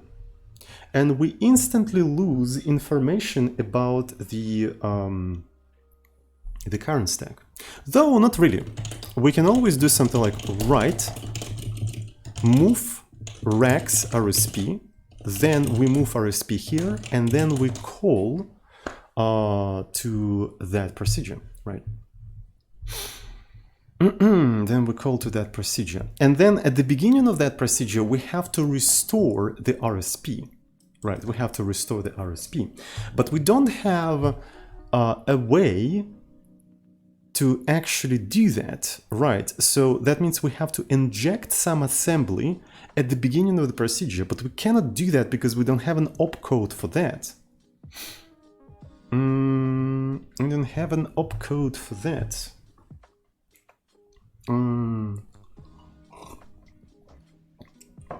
So we need something to indicate that we need to insert something at the beginning of the procedure, right? So that's what we need to do here. Not implemented yet. In the middle of preparing for the function call, right? For the function call. So we're still doing the preparation, and I think we need to generating call assembly, throw another fault. I'm just reading chat for people who's watching YouTube. You can't see the chat, right? But I can see it. So let me take a look at the OP type, right? Let's take a look at the OP type. And so what do we need to do in here? So we need something, you know, before the beginning of the procedure, right? So something before the beginning of the procedure. And what it will be? How should I call that?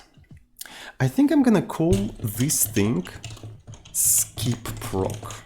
So this is gonna be skip proc, which is basically skipping the procedure, right? And the thing that prepares the procedure is gonna be called proc instead. You see what I'm talking about? Right.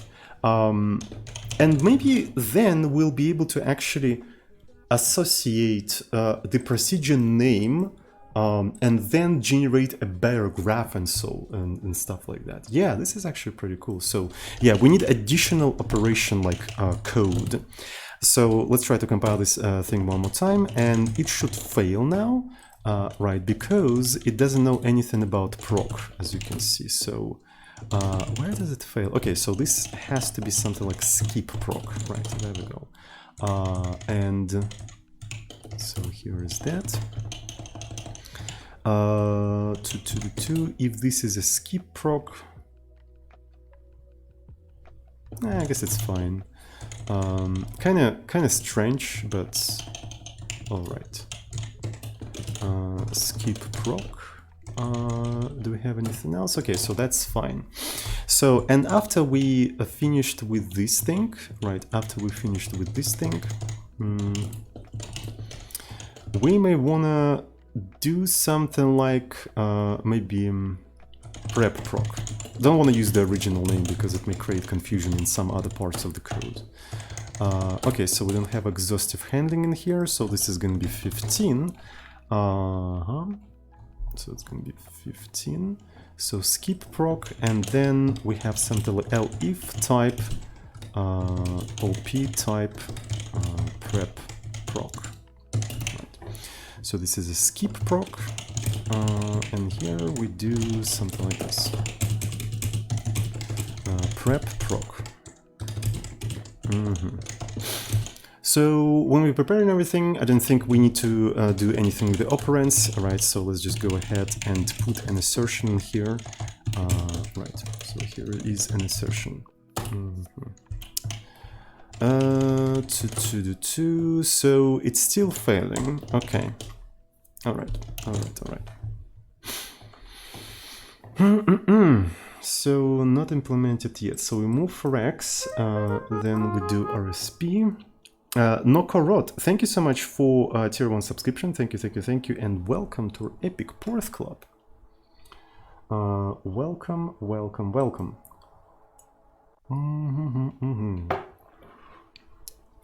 We need to allocate a special variable that will hold the stacks, right?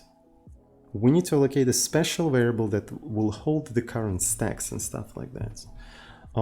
So we don't really use, like we use R9, I think. So yeah, so there's R9 in here. Yeah, this is kind of sus.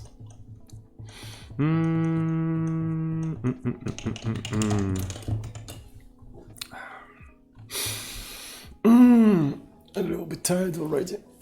So what I'm thinking is that maybe I'm gonna just allocate like 2 variables. Yeah. Prep proc. So I know that when I do the call, Rax contains RSP, right? Rax contains RSP. Outright, then I'm gonna do move RSP Rax, and then I can continue execution, right? Then I can continue execution. So, yep, I guess. But we don't keep track of the, like, how much is in the return stack, right? We don't store that information, unfortunately. So that means we have to have an additional variable. So this is going to be ret stack. So this is a ret stack and right. And we can do something like ret stack RSP, which is going to be res q. So basically a single pointer. Right, it's a single pointer.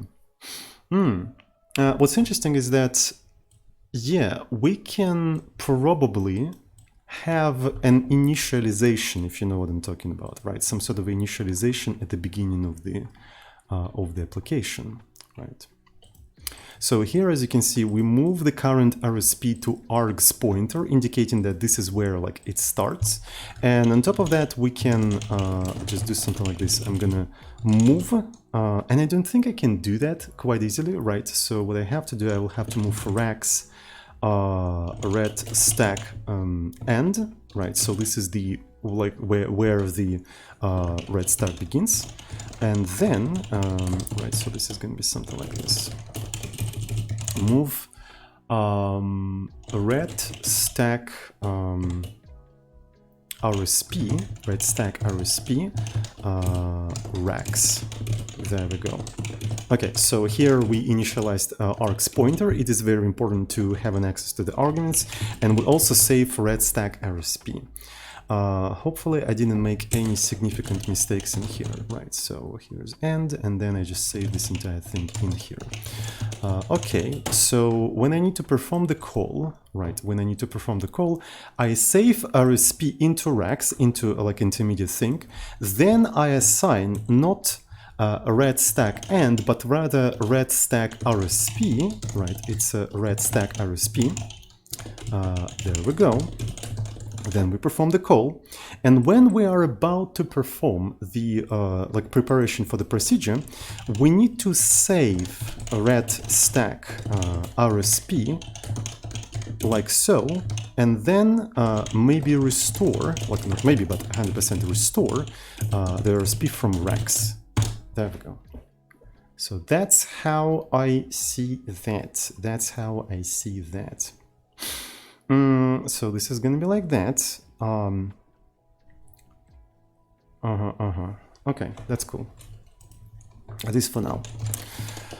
So if I got a couple of things in here, right? So if I got a couple of things, specifically new lines and whatnot. And let's try to compile and see in what places it will fail. Well, we don't need that stuff anymore. Okay, so now it fails in return. Return is very interesting, right? Return is very interesting. It's almost like call, right? We save in the current RSP into Rex, right? And we are restoring the return stack RSP, right? So here is the return stack RSP. And then what I just do, I just perform return, right? So this is going to be return. There we go. So as you can see, we flip-flop between like the two stacks. Okay, so that means this thing will return to the instruction after the call. And after the call, we can try to sort of restore the stacks yet again, right? So in here, we need to save. So we essentially need to do this preparation here, right? So we need to save this thing back. Yeah, there we go. I think this is how we can do that. All right, this makes a lot of sense. Does that make any sense? I think it does make sense. Right, so when at the beginning of the entire program, we save into stack RSP the end of the stack and BSS, right? We know that the current stack is here. When you're about to perform the call, we save the current RSP, the pointer to the data stack to Rex, and then we're assigning RSP to the return stack, and we perform the call, which will update the RSP. And in the preparation of the procedure, we save the current RSP to the return stack and restoring the data stack so we continue doing things. Then, when we return, we save the RSP, the data stack, restore the return stack, and we return. And then, after the call, we save the return stack yet again, and we swap it back. All right, what about return value? The return value is returned via the data stack. Okay, so let's try to compile this entire thing, and it fails with this thing because we don't have this constant defined. So let's define it some way here. So how much do we want to allocate? So let's actually allocate like, 4 kilobytes, why not? There we go. So parser instruction expected. So I forgot a new line somewhere. Red stack and red stack and I forgot this thing in here. Okay, this thing compiled.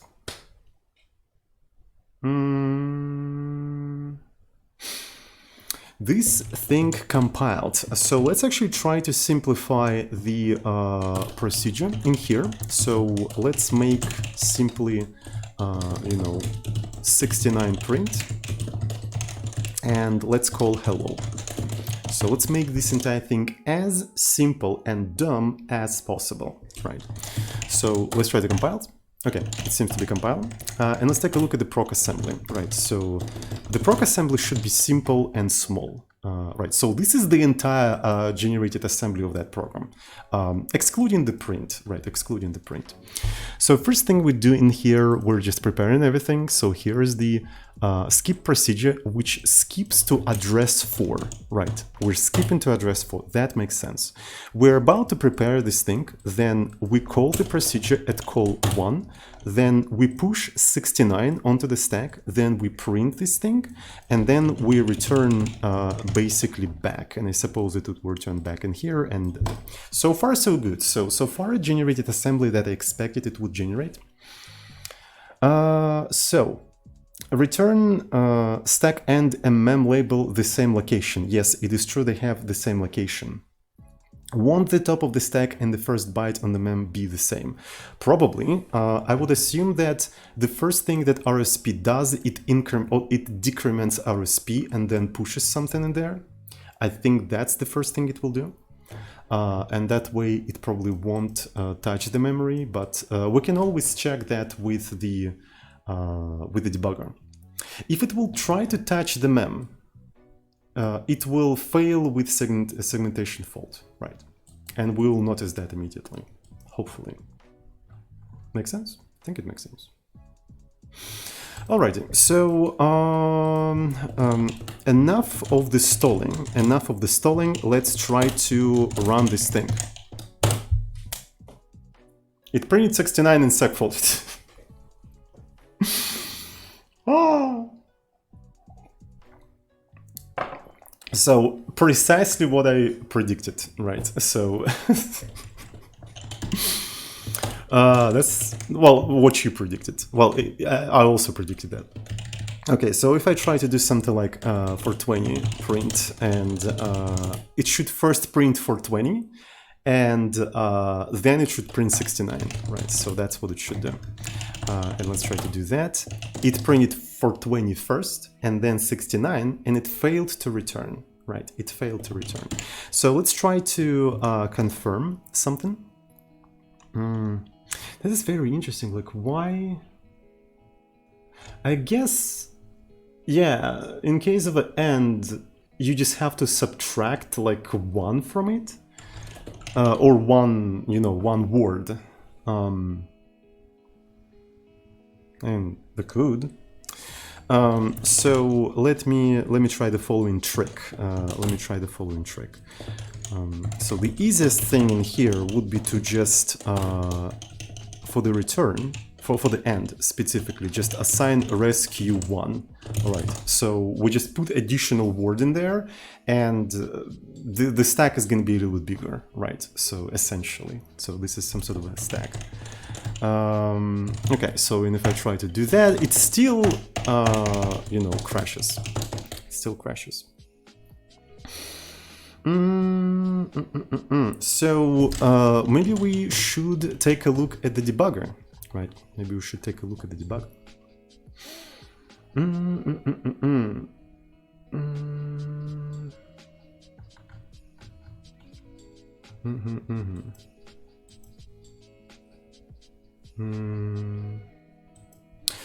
If you call hello twice, does it generate the toFunc call? Okay, so this is actually a good question. So let's do something like this. So that way we will know whether we're failing at return or not, right? So yeah, we're failing at return. So let's take a look at the return and why return would fail. Okay, so generate NASM return. So we save the current RSP, right, and then we're assigning this RSP to here, right, and then we return. And as we return,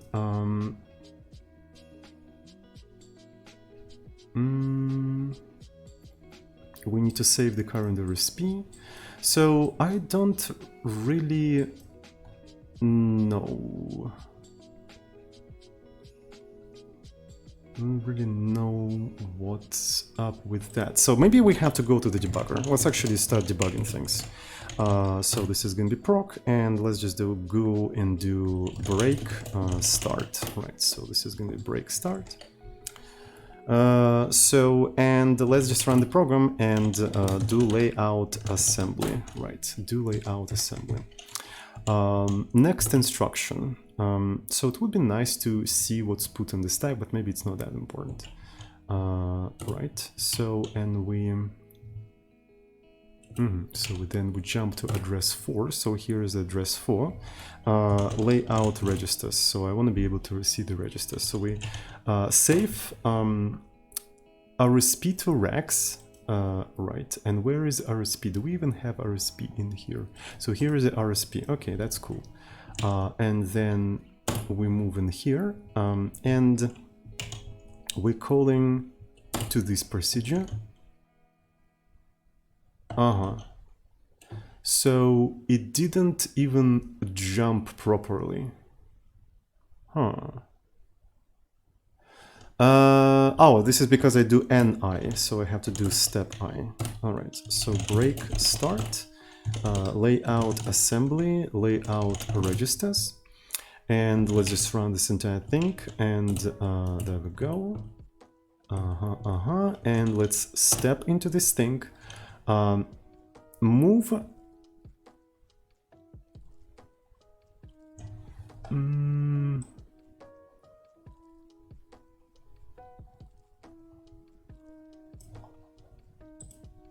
This is already sus, am I right?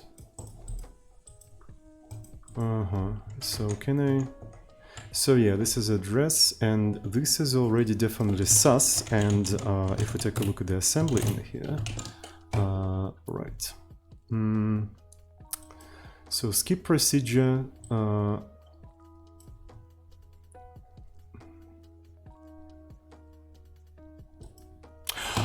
Oh my god. Did I actually... I never pushed prepare. Right. So yeah, I'm already streaming for 2 hours. I'm a little bit tired. So yeah. So we never actually pushed prepare. Okay. So, and there was no check in place to actually code that, right? Because there's no way I could code that. It's more of like a logic error. The compiler wouldn't catch that. No assert would catch that. It's like a literally logic error that kind of difficult to prevent. Okay, so now I can see that. Parse. So I think it has to happen in proc, right? Right, so when we encounter proc, the first thing we do, we push skip procedure, right? So that's the first thing we do. So and then we put this thing in here. And then another thing we have to do append op type prepare procedure, and this is going to be the token, so we prepare the procedure, and then we just increment IP by 1, right? So after that, that should be fine, right? So I just forgot these 2 lines. That's how dumb it was. And now, cool. So the debugger actually helped. To catch that. So Shura II is gifting 2 tier 1 subs. Thank you so much for supporting the channel, and everyone who got the sub. Dmitry Kubushkin. And Pawn Base, welcome to our Epic Porth Club. Thank you. Okay, so we have 69 and 69, so everything is working correctly. That's pretty fucking cool. Not gonna fucking lie. So we have procedures. We don't have a type checking for procedures. We don't have like... yeah, I forgot the simulation, right? So we changed some stuff, and now simulation is not going to work. But I think I can fix the simulation off screen, right? It's not that important. What's important is the goal of today's stream. So if you're watching the stream from the beginning, you know the goal of today's stream. The goal of today's stream was to reduce the size of Porth, right? When you compile Porth with itself, you end up with 503 kilobytes, and that could have been much smaller. So let's try to compile Porth with itself, right? So Porth with itself. So it takes some time, and as you can see, it is failing. So I'm going to actually remove -r. There we go. So, and Porth is actually quite big. So what if we go ahead and replace all of the big procedures with big macros with actual procedures, right? So we have command echoed. Let's actually do proc instead, right? So let's actually try that with the 1 procedure and see if it doesn't break anything. So now this thing won't be copy pasted everywhere, right? So seems to be working. Did that reduce the size of the compiler at least a little bit? It did. So from 500 it went to 489. Is it the same compiler? Is it still working? It is still working. So I think we should have something like full Porth. Let's take a look. Full Porth. I'm gonna do 3435 plus print. There we go. And if I try to compile this thing like so, it is broken. Oh, this is because I was trying to compile. Okay, so it's test Porth. It's a full Porth. I'm already tired. There we go. It still works. It still works. So the size of the executable is shrinking, and this thing's still working. Okay, let's go ahead now and continue the trend. So where are other big procedures? Simulation push stack. So this is a procedure now. This is a procedure now. This is also a procedure now. And this is a procedure now. Everything is a procedure. Everything is a procedure. So as you can see, like all of that was copy pasted every time it was called. So this is a procedure, and this is also a procedure. Do we need anything else? I'm just curious how much we'll be able to compress the executable by just switching this thing to procedures. Not everything has to be a procedure, right? Small things like this, like this, right? With like a couple of tokens, they don't have to be procedures, right? They don't have to be procedures. All right, and let's try to recompile the compiler. Right, is it still compiling? It is, though I think the size, the speed of the compilation slightly increased. Okay, so here is the old size of the compiler. I'm gonna refresh it. It went down to 230 kilobytes. More than twice. We managed to reduce the size of the compiler more than twice by using procedures instead of macros. Okay, cool.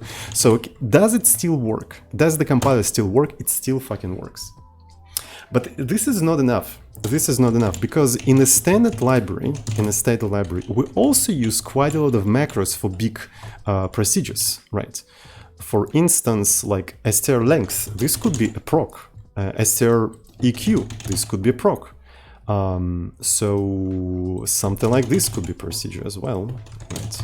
Like this stream left could be procedure. So something like this could be procedure, like these big things, right? These big things could be procedures. L0, this could be a macro, this is a procedure. And so that will allow us to shrink the size even more. For such a small things, it doesn't make any sense to make them procedure, right? So especially if it's a single number or something like that, right? Okay, so let's try to recompile the compiler one more time, and unknown word dot. Oh, that's actually very cool. So now, since these are not macros, right, we have to put deprecated words maybe somewhere on top. Yeah, we have to put them somewhere on top. There we go. Okay, so here's the old size, 230, and now it's 167. So, yeah. 167. So, does it still work? Does it still work? It still freaking works. It still freaking works. Isn't that amazing? So, yep. I think I'm gonna call today's stream a success. We managed to implement procedures, and it didn't require too much of a refactoring of the architecture, right? So we used the single pass style. It didn't require too much of the change in the code. You can basically use procedures as a drop-in replacements with the macros, right? So, and yeah. And macros, the only reason why we need macros now, by the way, boys and girls, the only reason why we need macros is to define these small constants, right? So we need to define these small constants, which makes me thinking, if we introduce the feature that allows you to define just single number constants, we don't have any use for macros anymore, to be fair. So the only reason why we used macros is to define memory layouts. We created memory feature. We needed them as procedures. We now have procedures, and we needed them for constants. We can add constants, right? Apart from that, we don't really need that much stuff to make the compiler self-hosted, right? Macros are useful generally for higher order stuff, but for just, for self-hosting, they're not really needed. And implementing, in my opinion, from my experience, implementing constants, memory regions, and procedures is a little bit easier than implementing macros, because you can just implement them by like single pass, and you don't have to expand the tokens. The problem with macros is that you have to collect what tokens the macro should expand to, and once you encounter a macro, you should expand it, basically append more tokens in the front, and it's just like a huge process. And you also need to keep track of what tokens were expanded from which tokens, so you can report the errors properly. So it's kind of like a really clumsy, I would say. And it's definitely easier to implement constants, memory regions, and procedures than just macros. So I think at some point I'm going to implement constants and get rid of the macros, but then I'm going to bring them back. I'm not going to straight up remove macros from the Python version. I'm just going to keep them in the Python version. I'm just going to remove macros from the standard library and implement self-hosted compiler without macros. So that's going to be the idea. All right, so I guess I'm gonna finish this thing off screen. I'm gonna fix the simulation because simulation mode is currently broken. I'm gonna fix the type checking, right? And I'm gonna just like round up the whole thing. But the main feature is implemented, right? So procedures are implemented, so I just need to, you know, polish it up. And I don't think polishing is that interesting to watch because I'm not going to introduce anything new. All of the interesting decisions are already made on the stream. You saw them. All right, so let me do a committee. So I'm going to just push this thing in here. Implement procedures for compilation mode without type checking. So I'm going to push that right into the repo. You can play with this feature right now if you want to. Just keep in mind it works only in compilation and it works only in unsafe mode because type checking doesn't take into account the procedures. All right, so yeah, there we go. Does anyone have any questions? Since the sec fault was due to the lack of prep, do we actually need the extra byte at the end of the stack? That's a good question. Let's actually check. Maybe that extra byte is not needed. So generate NASM. So let's actually go there.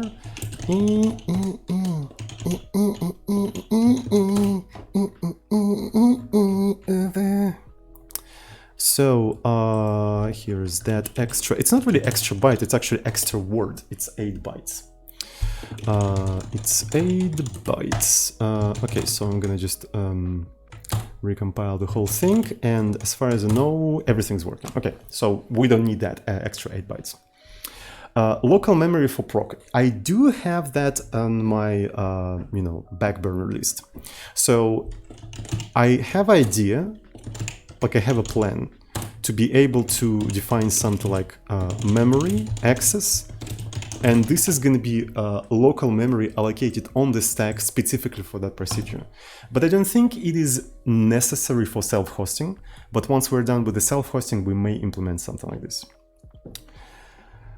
What happens when you define the proc twice? Let me see. So what do we have in here? So let's compile proc. I think we don't check for that. Proc is a known word. This is because I'm compiling with the Porth compiler, with the native one. Okay, so yeah, we don't check for that. So it has to be unsafe. It allows that, right? So thank you for catching that. Definition.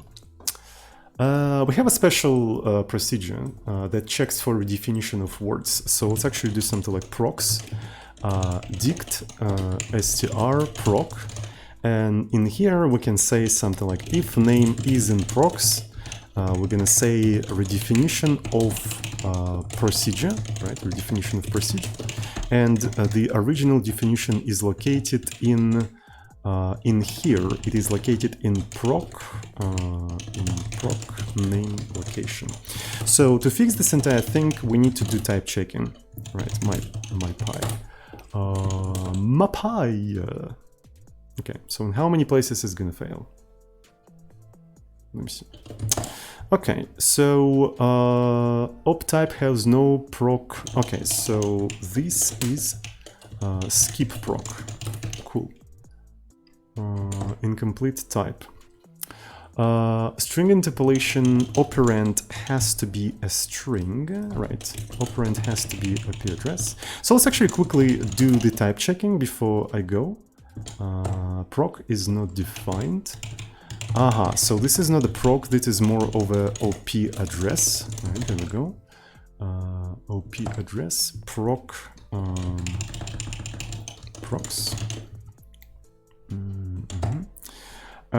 So int has no attribute location. Okay, so that means we'll have to actually introduce proc in here to keep track of the location. Okay, so I'm gonna actually do something like this. To do, right, report the location of the original proc definition, like so. So this is going to be to do. Option, this is optional. Missing, so this one has to be procs. And another one is going to be procs. The last one is going to be somewhere here, so this is going to be skip proc. And I think that is it. We fixed all of the compilation errors, and if I try to redefine something, so proc, porth, it didn't actually complain, which is kind of sus, not gonna lie. And you know why? This is because we don't call that check word redefinition, right, when we define a new thing, right? So this is going to be procs name, right, and we need to check this thing in here, right? As you can see, so we found a new procedure, we check for word redefinition, whether it's a memory, macro, or proc, and we can throw an error in this case, redefinition of a procedure proc. There we go. And now it doesn't complain about that. Okay, cool. Easy peasy, lemon squeezy. To fix proc redefinition error. And I'm gonna push that right into the repo. Does anyone have any other questions? Time to set up GitLab CI for my PyType checking. You know what I usually do? I created a subcommand for test.py. And the subcommand is called full, right? And when I'm ready to wrap up, I just call that. It type checks porth.py and test.py, runs the test for all of these things, and tries to compile the porth compiler, right? So, and like every time I'm about to merge the branch, I just call this thing and whatever. I don't want to mess with the CIs and stuff like that. So why the move to GitLab? I answered that on my YouTube channel, last video. Just check out the last video on my YouTube channel and the answer is there. You still have the GitHub workflows in the repo. Yes, I know that. This doesn't break my workflow. Does anyone have any other questions? Any thoughts what will be the topic of the next stream? That's a good question. Basically, I'm going to wrap up the procedures and I'm going to start slowly migrating, like basically rewriting Python code in Porth. And as I go, if I encounter an interesting topic, I will schedule a stream on that, right? So, and once I'm about to finish rewriting the Porth in itself, I'm going to start the stream and we're going to do the last steps of rewriting and actually self-hosting on the stream so we can capture that moment together, right? I'm going to try to restrain myself from actually making these things self-hosted, and the last steps, the last, the features are going to be on the stream so we can capture that moment and enjoy it together. How about that? I think it's going to be epic. So that's the idea.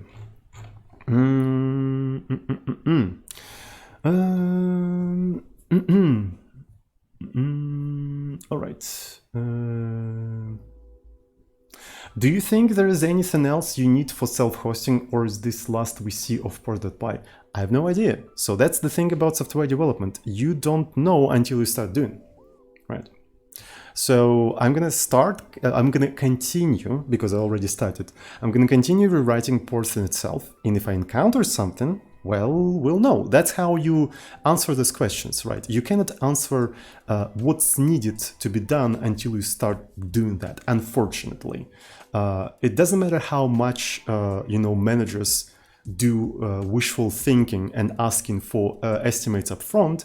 I still do believe, from my experience, that it's impossible to give those estimates up front. You have to start doing it, and then you can gather a little bit of information to answer that question, at least partially. At least partially. You never know. You never know. You just have to start doing that. Calling a procedure instead of macro type checks it. We didn't fix the type checking yet. We don't know. Revisiting the Gemini client project anytime soon? Maybe, we'll see. Will you write a new language in Porth? Probably not.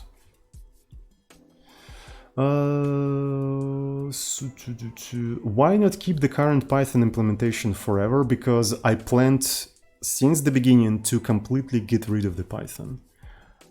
Since the very beginning, even before I even wrote a single line of code, I said to myself, I'm going to eventually remove the Python code from this repo completely. There will be 0 lines of Python code.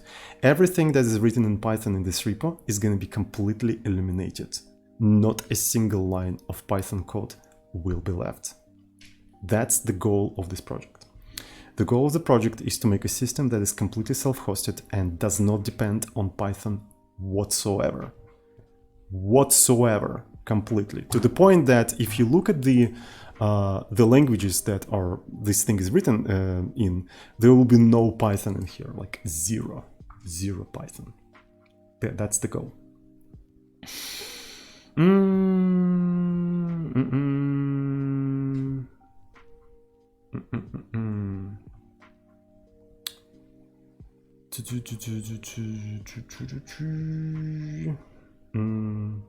Any plans to allow calling to C code? Yes. In the future, yes. Because in the future, I actually plan to write maybe small game in Porth with like actual graphics. So I need to be able to link with the SDL, right, and OpenGL. So I'll definitely need something like that.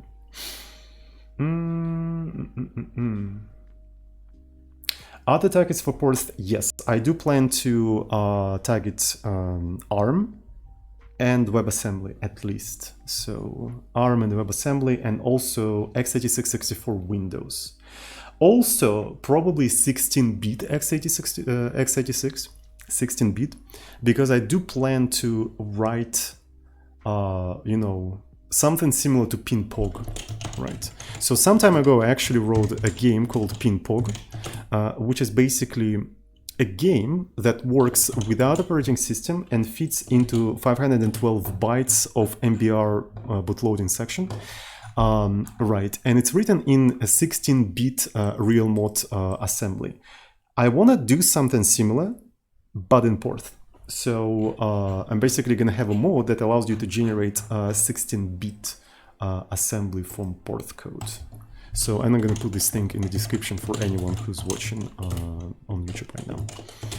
PinPog. So that's the plans I have.